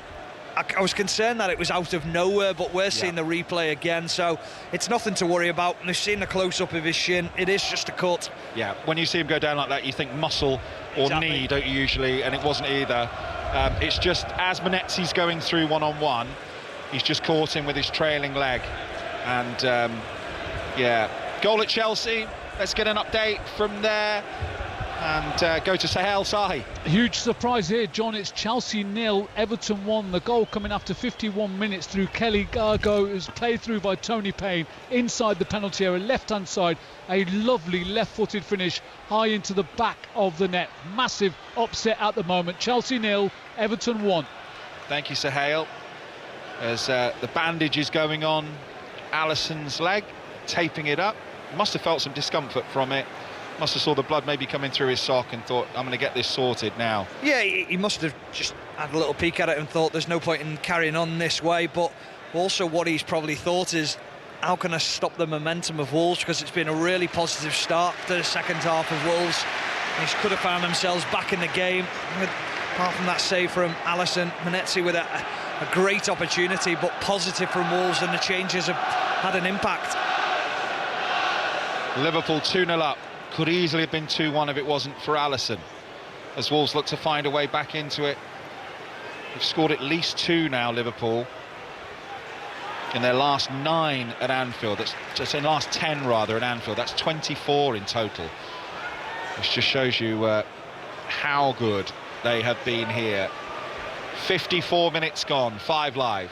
Liverpool 2, Wolves 0, still to come.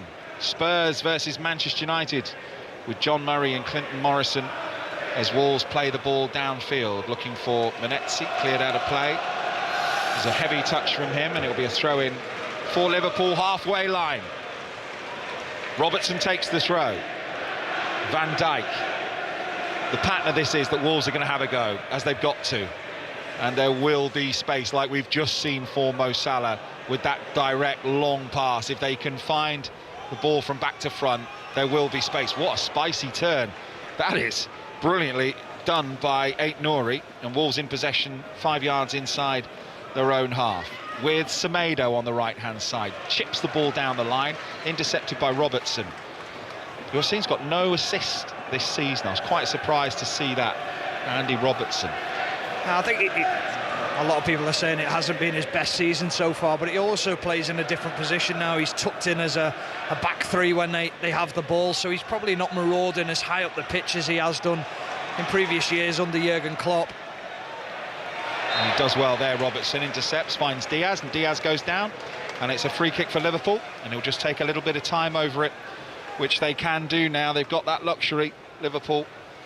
Penalty from Salah in the first half. Diaz, he was caught by Sarr as he raced out of his goal, just got there. We've seen both goals really have come from determination and will to get there from Luis Diaz. The first goal scored by him came off his midriff, and he just got there ahead of the goalkeeper, just tried to get any part of his body on it. If that was close to being an interception, but Liverpool have got possession with Diaz. Running through the middle, ball with the outside of his boot, finds Salah, 25 yards from goal, little dink pass, here is Robertson, back across, doesn't find a red shirt. Wolves should clear it, had gone out of play, it was offside I should say, against Robertson as he made that run forward. I thought we were going to have a Robertson assist there. Oh, so did I thought, we just talked about it, but we talked about him not being a marauding fullback, and this time he does find himself high up the pitch, but he's 2 or 3 yards offside. He marauded too early, and Wolves have possession near halfway, trailing 2-0, 56 minutes gone. Grey day in Liverpool, seagulls circling overhead. Big day this for Liverpool. Oh, what a touch. Lovely touch from Szoboszlai. Finds Gravenberch, who charges forward, loads of space, still going, Jota in the penalty area, brought down, penalty for Liverpool. He was caught, I think he slipped the defender. I think it was Agbadou who slipped as he wrong-footed him, Jota, and he was definitely caught. And Simon Hooper was right there, and we've got a second penalty of the game for Liverpool. What a run from Gravenberch through the middle though, Stephen Warnock. Absolutely brilliant, and not only from Gravenberch, Szoboszlai with the little flick to Gravenberch to start the move, but there was also another little moment in that move where I thought, what play that is. It was Diogo Jota, and he just slowed down as he went to receive a pass, and he just bumped Doherty out the way, and it allowed him that little bit of space, and it allowed him 2 or 3 yards to get on the ball. And Agbadou came in, he side down Diogo Jota, and now he's down injured. It is an interesting one because Agbadou has completely messed up the sliding tackle. He's nowhere near Jota really, slides past him, and then Jota catches his left foot on the defender. If you just look, he's almost running past him, Stephen, if you watch the replay. Well, they're having a VAR check now to see whether it's definitely a penalty or whether it is a simulation. Well, I think he's missed him, hasn't he? Yeah, I think we're not probably seeing the right position or the right camera angle. Simon Hooper, to see it again. Simon Hooper's gone to have a look, because I think this challenge from Agbadou has missed Jota, and then Jota has flicked out his left leg to make contact with Agbadou as he's sliding past him. I think it's such a bad tackle that he's nowhere near him. Yeah, I think you're right, John. It'll be interesting to see another camera angle of it, whether we can see a different position. We're seeing now what Simon Hooper can see. I'm not sure that's the most helpful angle, but it does show him completely sitting on his backside, sliding past him. Yeah, I don't think it's a penalty. I don't either. And then Jota's left leg flicks out, kicks the backside of the defender while he's on the ground. You've got to show him a different angle as well, though. That's not the right angle. Yeah. What's he going to do? No pen. No penalty. It's the right decision. It is. And Liverpool fans will be irate and they'll think it's a clear penalty. And I can hear people behind me saying, because they can see our monitors, and they're saying, well, where's the other angle? I don't think you need to see another angle. It's quite clear. Real time looks like a penalty. Yeah. Because he's slid in, he's not got the ball, but he's also so far away from Jota. Jota's anticipated the contact, seeing the slide tackle coming, and has thought he's going to clatter into me, and then he misses him, and Jota just snakes out that left boot, makes contact with the defender. Is that then a booking for Jota? Well, I think you're anticipating a foul, aren't you? You're anticipating contact. So people will say... That's the best angle. I think it's a dive, and I think he's tried to con the referee, Jota, personally. Yeah, there's no contact whatsoever. Agbadou gets it completely wrong, but Jota's made the most of it. He's trying to speak to the referee now, Diogo Jota, about the situation. Is he going to get booked? No, it doesn't look like it. Substitution for Wolves. Agbadou's coming off. So as he slid in, Agbadou, with that challenge, I think he might have just got a little tear as he slid in, potentially. Yeah, I think he just overstretched, and whether it might be a little bit of cramp, it might be, we're not too sure, but he's gone off down the tunnel, so he's been impressive, though. They'll certainly miss him, Wolves. Santiago Bueno has replaced him, and Wolves playing out from the back. 2-0 Liverpool lead. An hour gone at Anfield. And we've got a goal at Chelsea for Sohail Sahi. We've got an equaliser. Chelsea 1, Everton 1. Myra Ramirez with the equaliser. Nice turn and finish from the right side of the penalty area. Everton's lead only lasted 11 minutes. Chelsea 1, Everton 1. Van Dijk in possession for Liverpool. 5 yards inside their own half. I wonder when you talk about intent with that challenge. He's obviously tried to clean out everything, hasn't he, as he's come across and just missed. Where's Jota meant to go? What's he meant to do? Just get clattered and expect the challenge, but I think he was nimble enough to go round the challenge. No. He had he'd gone round the challenge. Yeah, I think, but the touch was too heavy. Yeah. Van Dijk to Quansah. Slobberslai.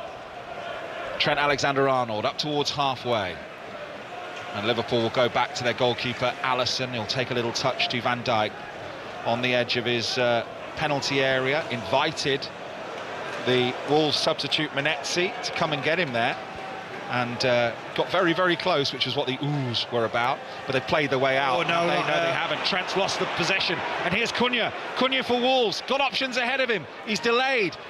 Chance still here for Wolves, left-footed curler goes in, and it's poor from João Gomez, and it's over the crossbar, and it's behind for a Liverpool goal kick. That was another really big chance. They've had 2 now in this half, Wolves. They could be level. Yeah, they could, and they should be.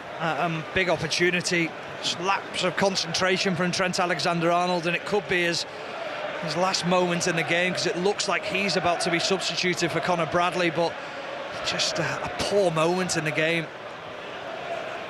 Yeah, Conor Bradley looks like he's going to come on for Trent Alexander-Arnold here. Don't worry, his clean sheet points are locked in if you play fantasy football, because we have gone past the 60th minute of the game. So we're going to see Conor Bradley for Trent Alexander-Arnold, and Diogo Jota's going to go off. Darwin Nunez, a straight swap there. Yeah, I think protecting both players. Jota being out for a long time, didn't come on in the Merseyside derby, and was preferred bringing Darwin Nunez on. They just knew that they had to protect him, make sure that they get him back fit, and obviously 63 minutes is enough for him today, and then also for Trent Alexander-Arnold, so good game time for those 2 players. 5 Live from the BBC, 5 Live Sunday.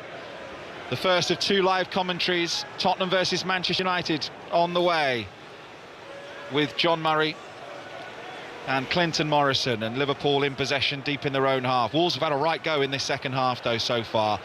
Just a little bit more clinical. I just thought Cunha there on the edge of the penalty area just needed to act a bit quicker in making a decision. He just let Liverpool get back. Yeah, he did, but credit to Trent Alexander-Arnold, because he actually stood his ground and he just stopped Cunha getting a shot away. If Trent had almost gone for the feint, it would have been probably a lot easier for Cunha to get his shot away. Gravenberch. Wolves of one possession again, high up. Cunha had gone for it there. Saw Alisson just off his line. He tried a shot from about 45 yards out, tried to float it over the goalkeeper. I'm not sure that was the right decision there from Cunha. The Wolves are one possession back, again with Bellegarde running through the middle. Little touch from Cunha, back to Bellegarde. René Nori, got bodies forward here, Wolves. Little dink into the penalty area, and that's over everyone. And it's behind for a goal kick for Liverpool, leading by 2-0. 65 minutes gone. Let's get the team news from Tottenham versus Manchester United from the Tottenham Hotspur Stadium with John Murray. Well, a raft of Tottenham players returned from injury. Vicario is back in goal. Maddison starts, and among the substitutes are Johnson, Udogie and Odegaard. Ben Davies plays with Archie Gray rested. He's among the substitutes, but there's no return for Van de Ven just yet. And injuries, the story of Manchester United as well. Amad Diallo and Menu are out, Ugarte too, and no Yorrell either. He's ill, so is Eriksen. So Xerxes, Garnacho, De Ligt and Casemiro are in to start. And the Manchester United bench, John, has got a very youthful look to it. Thank you, John. Robertson's low cross from the left takes a deflection and Sarr gathers. And you've not missed any meaningful action here at Anfield in that game. Live for you straight after this one. Steve Crossman with your 5 Live Sunday. I'm here with Stephen Warnock, and Wolves are in possession. And you feel like they could well nick one here, Wolves. Well, if anyone's going to, it looks like it could be Wolves because of the way that they've gone after Liverpool in the second half. And there's a lot of anxious people in and around Anfield at the moment with this performance from Liverpool in the second half. Little ball in towards Venezia, and they try and play the way out there, Liverpool, and the groans because Wolves have won it back with Semedo, who's standing level with the penalty area on the right-hand side, looking to get a cross in. 2 Wolves players in the penalty area. Nice feet. Here's Cunha. Cunha thinks about a shot. Left-footed curler in. Brilliant from Matthias Cunha. And Wolves are right back in this. And they are bouncing the old gold in the away end. They've deserved that, arguably. And Liverpool are in a game. Liverpool 2, Wolves 1. Well, we said it was coming. And it's certainly a brilliant goal from Cunha. Wait until you see this tonight on Match of the Day. Little roll of the boot over the top of the ball, drags it away from Ryan Gravenberch, who goes for the shot, and he brings it onto his left foot and he sends it round the far post. Alisson's at full stretch, nowhere near it at all. What a goal from Cunha. Now we've got a game on our hands. He's a talent, no doubt about that. 12th Premier League goal of the season for Matthias Cunha. And could it be that keeping him in that window was the most important moment of Wolves' season? They have got a chance of getting something from Anfield, and now we will see what the derby has taken out of some of these players. Some of the travel to Devon a week ago, the relentless nature of the Premier League and playing in Europe. Wolves are right up for this, and we've got 22.5 minutes remaining, and Liverpool 2, Wolves 1 is the scoreline. And Liverpool are in possession with Nunez with the first touch, but he's offside, and Wolves will have a free kick. Wasn't expecting this. You see the penalty given, you expect 3-0, it gets VAR'd, and then here we are at 2-1.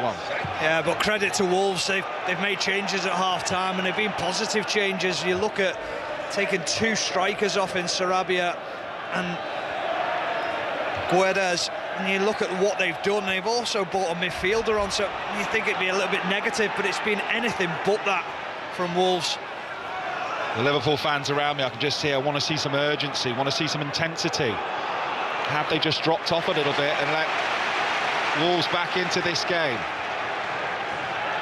Wolves have a throw-in, level with the Liverpool penalty spot. Right-hand side, Semedo has come across, and every player apart from Sarr's in the Liverpool half here. They're going to make another change as well on a slot. Endo looks like he's going to come on, so he knows he needs energy within this team because they do look a little bit flat and they look like they're struggling. Oh, they don't know which way this is. I think that did come off the legs of a Liverpool player, but this is a corner for Wolves.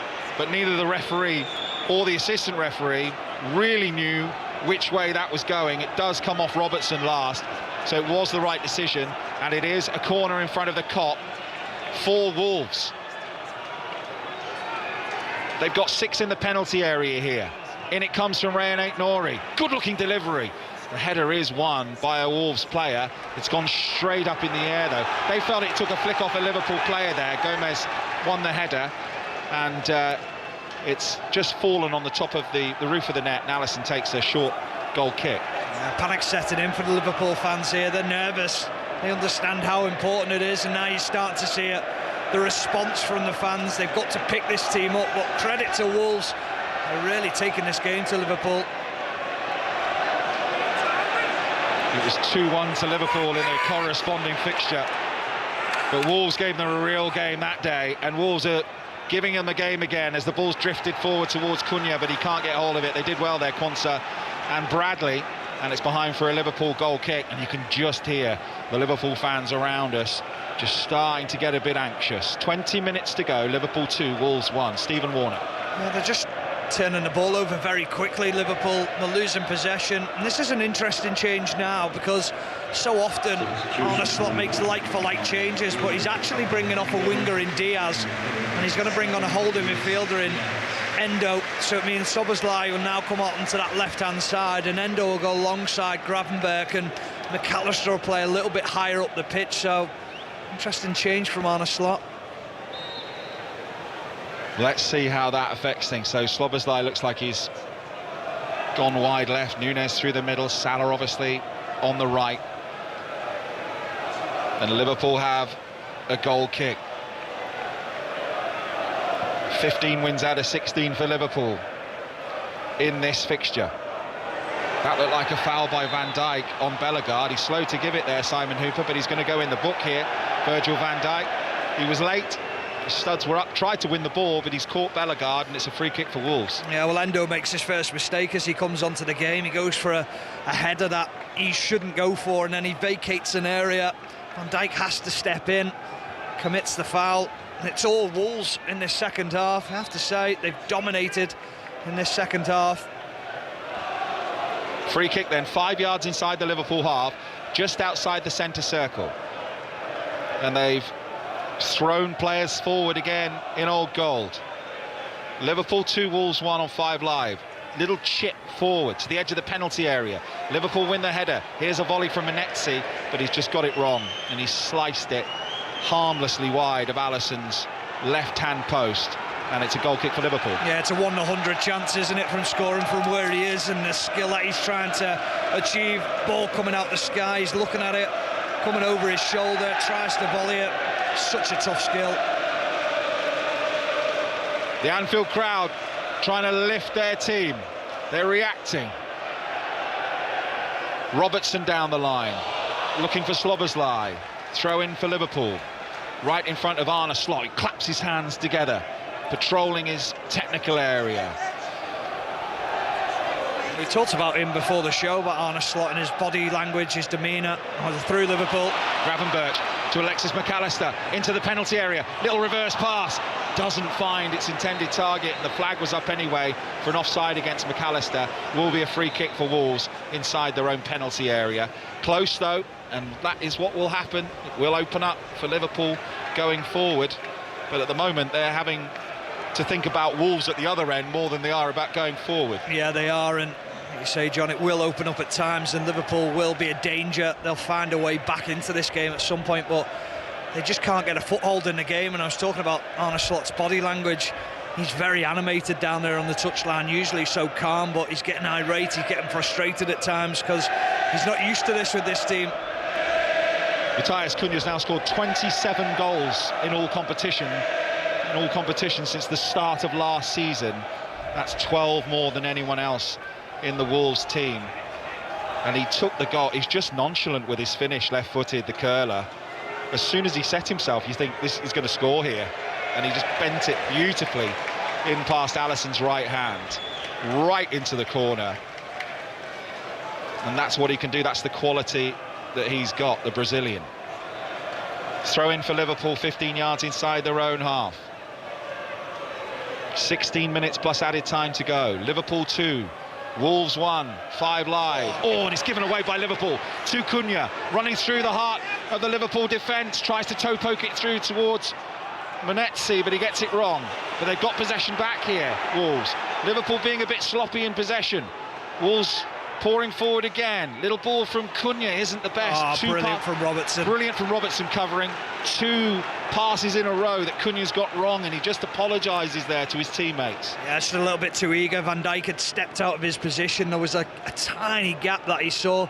Had to be pinpoint, but Andrew Robertson read the situation and knees it back to Alisson. Here's Alexis McAllister inside the Wolves half. Does well, keeps possession. They need to put the foot on it here for a bit, Liverpool. They've given away possession. They've pressed really well, Wolves.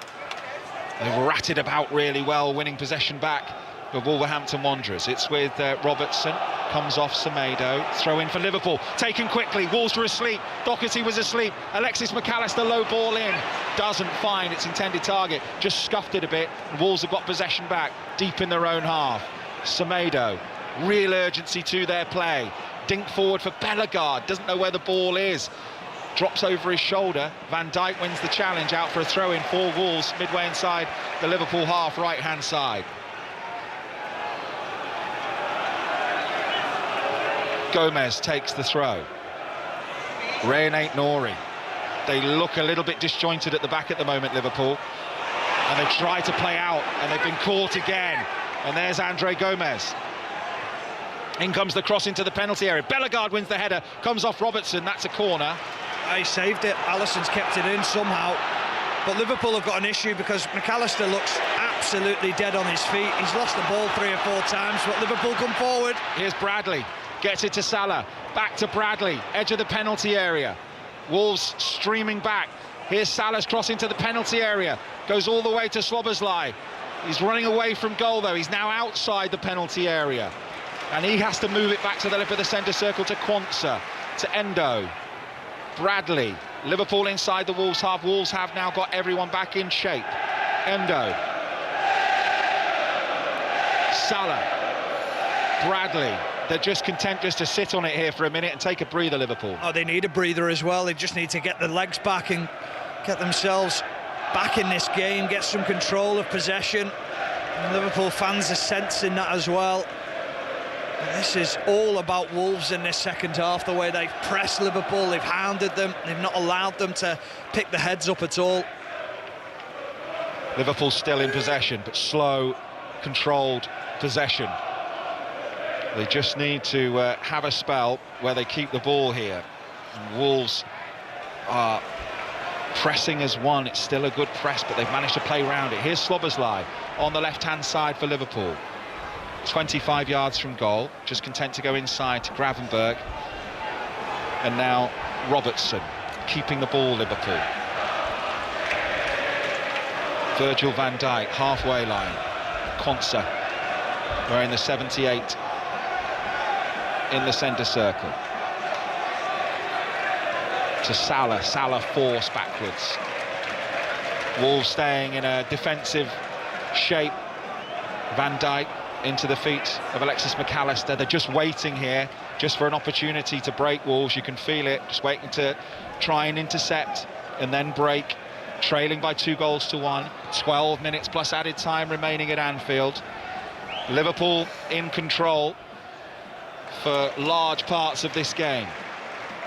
Had a penalty given for a foul on Jota, which was overturned by the video assistant referee, who asked Simon Hooper to go and have a look, and he agreed that there wasn't enough contact between the defender and Jota, and that would have been 3-0, you'd think, if Salah would have converted it. And now they have lost possession, Liverpool, for the first time in a good couple of minutes, and that's a foul on Aït-Nouri. And now they've won a free kick here, Wolves, 10 yards inside the Liverpool half on the left-hand touchline. Yeah, so patient from both sets of players. Liverpool in possession, but also Wolves out of possession. You said it, John. They're just waiting to pounce, and at one moment they switched off, they pounced and then drove forward with Aït-Nouri, and now it's Wolves back in possession. And Liverpool looking a little bit fragile here. There's just a little bit of panic when Wolves get in the final third that we haven't seen in this game up until this point. 11 minutes left.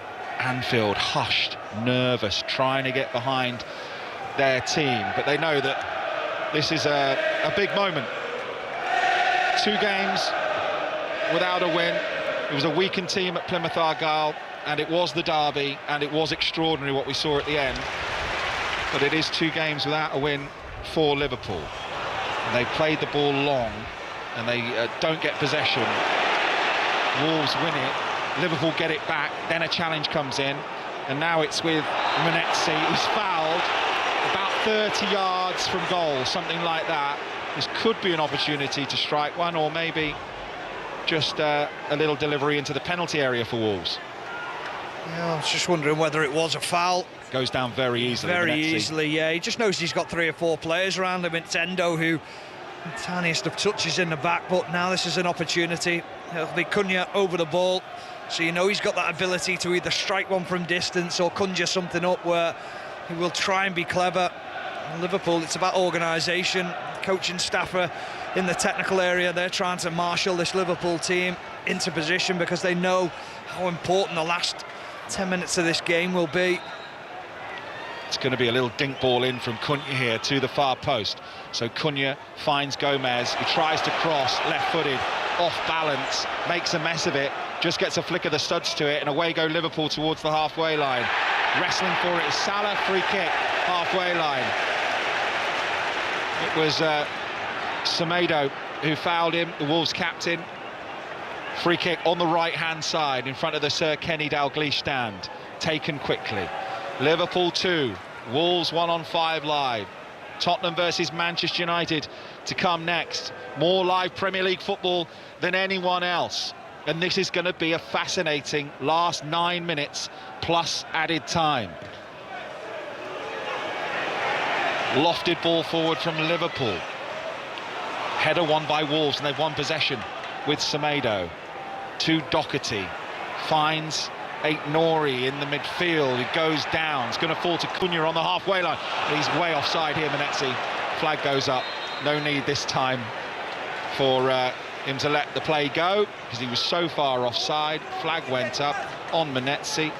And we're going to see Tommy Doyle come on here for Wolves, and João Gomez is going to be the man who makes way in the centre of midfield. So some fresh legs with Tommy Doyle coming on for Wolves. Yeah, well, you just wonder whether it's really needed from a Wolves point of view, because they've been dominant in this second half, and sometimes just a change can disrupt the rhythm that they've built up.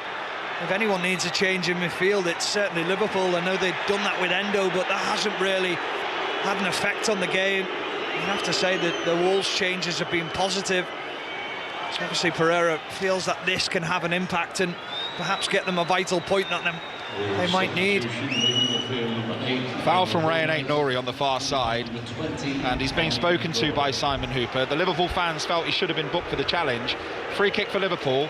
It's 20 yards inside the Wolves half on the right-hand side, and it's a really good chance to cross, and now we are going to see that substitution being made. Tommy Doyle coming on for João Gomez, the 23-year-old Englishman. 1 assist in the Premier League this season from Sheffield United. Been at Cardiff in his career as well. So started at Manchester City. Tommy Doyle. And he will sit in the centre of midfield as Wolves need something. Can play Tommy Doyle, and that's why he's in there to try and unlock something for Wolves. But they've got to deal with a free kick from Liverpool here, and it's gone short. Conor Bradley's got loads of space. Doesn't know what to do with it, though. Goes wide. They're just going to keep the ball here, Liverpool, from this, are they? I think they've gone all the way back towards halfway, and that's why you've heard the crowd there so frustrated. Back to Bradley, who now is going to deliver, because there are players forward. Little header goes in from Quansah towards Van Dijk. Van Dijk appeals for a handball, for a penalty. And Liverpool have got the ball with Bradley, Robertson, Bradley again, and every time they touch the ball, Liverpool now, the Wolves fans are shouting handball sarcastically. They're standing away to my left-hand side in the Anfield Road end, waiting to see if they get one more chance. They had 2 very good chances before they scored. Manetzi one-on-one with Alisson. Alisson did brilliantly, made himself big, stretched his arms up in the air for the one-on-one, and that's back to the goalkeeper from Doherty, and then Sarr comes across and clears out of play for a Liverpool throw. They've done well the last 5 minutes, Liverpool. Yeah, they've just tried to take the sting out of the game and dominate possession, try and make sure that they keep the ball round the back, and then ask Wolves to come out of position. When Wolves press, they found little gaps down the side. Throw in taken, Robertson's got it. Down near the corner flag on the left, another throw in for Liverpool. This will suit them, coming up to 5 minutes plus added time remaining. Liverpool 2, Wolves 1. Luis Diaz with the first for Liverpool in the first half, bundling home, got to the ball first, ended up coming off his midriff and going in as he beat Sarr to the ball, and then Mo Salah with a penalty after Diaz was brought down. And the ball's cleared out of play for another Liverpool throw, and they're content with keeping it at the moment. Let's get an update from Huddersfield Warrington in the Rugby League. Dave Woods. We've got 2 minutes of the first half remaining. It's Huddersfield who lead here by 6 points to nil. Tuilola Hare with the only try so far in the 24th. Richardson on loan is a man who's converted it. Warrington have been a little awkward at times in attack so far, uncharacteristically. Huddersfield lead here by 6 points to nil. Thank you, Dave. Goal kick for Wolves. Throw in towards Darwin Núñez there, and he just let it hit him and go out. I was just thinking exactly the same. I was thinking, try and retain the ball for your team. He didn't look interested. He didn't even move to try and give Andrew Robertson an option for the throw. And then Szoboszlai's just absolutely had a right good go at him, give him an earful, because he didn't even try and run back into position when they lost the ball. So Wolves in possession. Inside their own half, Doherty over halfway. Plenty of old goal forward here, and they've won a throw in, Wolves, on the right, level with the 6-yard box of Liverpool. Semedo is going to take it.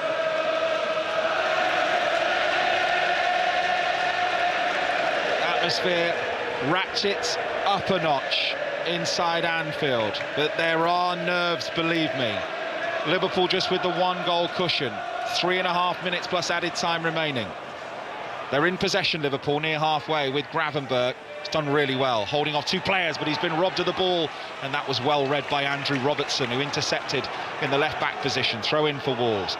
Garner slots on the edge of his technical area, barking instructions. Darwin Núñez helping out as one possession for his team, but Liverpool have given it away again because Wolves have got everyone camped in the Liverpool half. It's now or never for Wolves if they're going to find something. They have possession, Wolverhampton Wanderers, halfway line. Doherty switches the play, was slightly off balance, doesn't quite get it wrong. Wolves do come up with possession though. Midway inside the Liverpool half left-hand side, Ait-Nouri. Semedo waiting, several players forward. They feel like they should have a free kick there, Wolves, but the referee says no, and Liverpool are in possession. And they might well try and run this with Salah against Semedo. Does brilliantly well, Nelson Semedo. It's a good tussle, that, and that's a free kick as Salah pulls him back. Free kick for Wolves, 15 yards inside their own half, taken quickly. Tommy Doyle whips the ball out to the right to Semedo. Semedo running forward. They felt they should have had a free kick there. Felt it should have gone the other way. The Liverpool fans, as that tussle between Semedo and Salah. It's been a good battle, actually, Stephen, hasn't it? There's been loads of great battles all over the pitch. It's been a fascinating game. Forward come Wolves through the middle. Cunha thinks about striking it, lets it go. Tommy Doyle, big chance. Manetzi fell over behind him. Could have done better with it. Wolves have a throw-in. I don't know whether Kwanzaa gets there. I don't know whether he just does enough and gets in front of Manetzi, because Manetzi isn't a striker. He doesn't anticipate the ball going in there. Cunha, good feet. Don't think that's a free kick. Wolves player went down. Good challenge, strong challenge going in. Tackles flying in everywhere. Fewer than 2 minutes remaining, plus added time. Sarr with an awful volley clearance, but it finds a Wolves shirt. Just listen to this crowd who want the final whistle. 90 seconds plus added time remaining. Liverpool 2, Wolves 1. This is Premier League football at its best. A team at the battle, fight at the bottom, battling for survival. Wolves players down on the turf everywhere. Free kick, Liverpool. I think Rayan Ait-Nouri's got cramp. He's lying in the penalty area at the moment, the Liverpool penalty area, and this will just take the sting out of it, because he won't be down for no reason here, because it doesn't benefit them at all. John, I've just seen that incident again. Kwanzaa does incredibly well. He gets in front of Manetzi. Manetzi he expects the ball to come to him. Good strikers in those positions, they go and attack the ball, they don't wait for it because they know that they won't get that time and space. Credit to Jarell Kwanzaa. Well, he's not a striker, is he? They've got someone playing up front who isn't an actual striker. Manetzi, as they wait for Strand Larsen to return, of course, from a hamstring injury. And this is good timing, this, for Liverpool. This break in play. And we are going to see a change here. We're going to see Pedro Lima come on for Wolves. And I'm trying to see, is it Semedo who's... No, Semedo's changed it. He's got to change a shirt because he's got blood on it. So he's trying to do that at the moment. They've gone and fetched him another shirt. I'm not sure who Lima will be coming on for. Maybe Ait-Nouri. Wolves have got possession. They've got 10 men at the moment because Semedo's off the pitch. He's got a bloody nose. They're tidying him up. They're going to stick a shirt on him. I think that was 6 minutes, was it? It was, yeah. 6 minutes of added time. Manetzi and Van Dijk clash. Van Dijk strong and gets the ball back to his goalkeeper, Alisson, who plants a long ball forward. Nice first touch from Gomez. Gomez over the halfway line. Tommy Doyle. Wolves in possession, halfway line. Semedo still getting treatment. Lima still waiting to come on. Wolves have got 10 men. I don't think they've got a chance to wait, really, for Semedo to come back on here. I think they've just got to play. They're just knocking the ball about at the back. Will they get one more big chance here? Wolverhampton Wanderers to upset the leaders of the Premier League. Conceded one late one at 2-1 already this week, Liverpool. Here comes the ball forward. They've got possession here. Wolves on the left, Rayan Ait-Nouri with a chance to cross into the penalty area. Goes back to Gomez, plenty of Wolves players forward. Liverpool back in their shape. In comes the cross, punched by Alisson. Wolves win the second ball, 30 yards from goal with Cunha. Cunha running forward towards the edge of the penalty area, brought down, free kick. It was a little clumsy from Endo. And it's a free kick for Wolves. Yeah, he does so well, doesn't he, Cunha? Because he just invites the challenge from Endo. He's got Endo one side of him and then Szoboszlai on the other. Liverpool, they're wanting a foul for the challenge on Alisson, but it's not a foul. It's nowhere near a foul. Manetzi just goes for the ball and the two players collide. But this is a concern now for Liverpool. Tommy Doyle and Ait-Nouri stood over the ball on 19, 20 yards out. Just to the right-hand side. Alisson now trying to sort his wall out, and he'll need a brave wall in this position. It's one of those free kicks where you say, is it too close? But the angle's good for a left footer to the right of the D. As Stephen said, just a couple of yards outside the 18-yard box. 4 minutes of the 6 added remaining. Spurs versus Manchester United on the way. Alisson comes out of his goal and just points to where he wants a defender. There are 5 in the wall. Right-footed Doyle comes off the top of the wall. Corner for Wolves. I said they had to be brave. They had to stand tall there. I'm wondering why it was Doyle who took it, because Ait-Nouri favoured him with the left foot. It would have had to have been special to reverse it round the wall. What's a corner here for Wolves? We've had 3 of the 6 minutes. Liverpool 2, Wolves 1. Wolves with a corner, and the assistant referee just stops him for a second from taking it. Doyle, left arm in the air, up he comes, right-footed, good delivery, looked like a hand there, didn't see from who though, but the ball's cleared away, but not fully, and they're going to get a chance to put the ball back in here with Bellegarde on the left-hand side. Wolves, they've still got 4 or 5 in the penalty area. Wolves here forward, really good defending from Conor Bradley. That is brilliant full-back play, and it's a goal kick for Liverpool. Yeah, and it's been celebrated like a goal from Gravenberch and Kwanzaa, and Van Dijk walking across as well. They knew how important that was for him to be strong. The nerves round Anfield today in the final 20 minutes or so since Wolves got that goal back has been big. You can sense it on the bench with Arne Slot as well. The pressure that his team's been put under. One Conor Bradley rings around Anfield. This is a big 2 minutes for Liverpool to re-establish their 7-point lead at the top of the Premier League. Wolves desperate for points down at the bottom, and that is a free kick. A bit of a clumsy one at the back there from a Wolves player. I think it was it Totti Gomez, was it? I think it was Menezzi. Was it Menezzi? Yeah. And he's put McAllister on his back. Yeah, just went through the back of him there. And it will be a free kick for Liverpool, and this is an absolute godsend for them because it's 15 yards inside the Wolves half, so a chance for them to slow things down. Or just retain the ball, just keep the ball. That's all you've got to do from a Liverpool point of view. Try and play as high up the pitch as you can.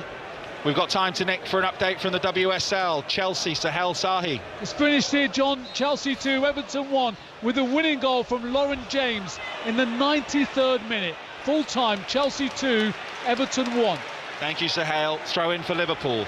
A minute of the 6 remaining. There will be 30 seconds or so added on to that at least because of that slight stoppage there as Alexis McAllister was on the deck. He is okay. He's back up on his feet and he's back on the pitch.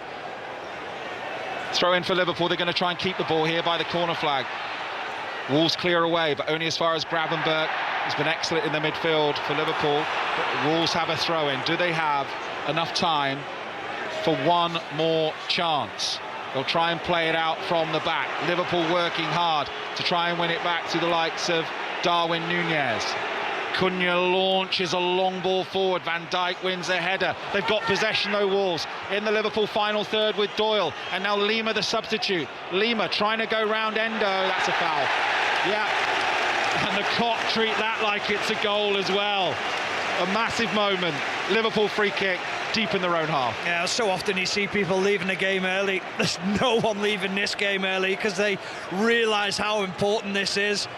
That could be the moment that they've just got themselves over the line, Liverpool. A hard-fought victory because this has been such a tough afternoon for them. There will be a little bit of added time. We'll see how much. Simon Hooper says to Alisson, get on with it, waves him forward. Alisson still waits to take the free kick. We're past the 96th minute. We're past the 6 minutes of added time.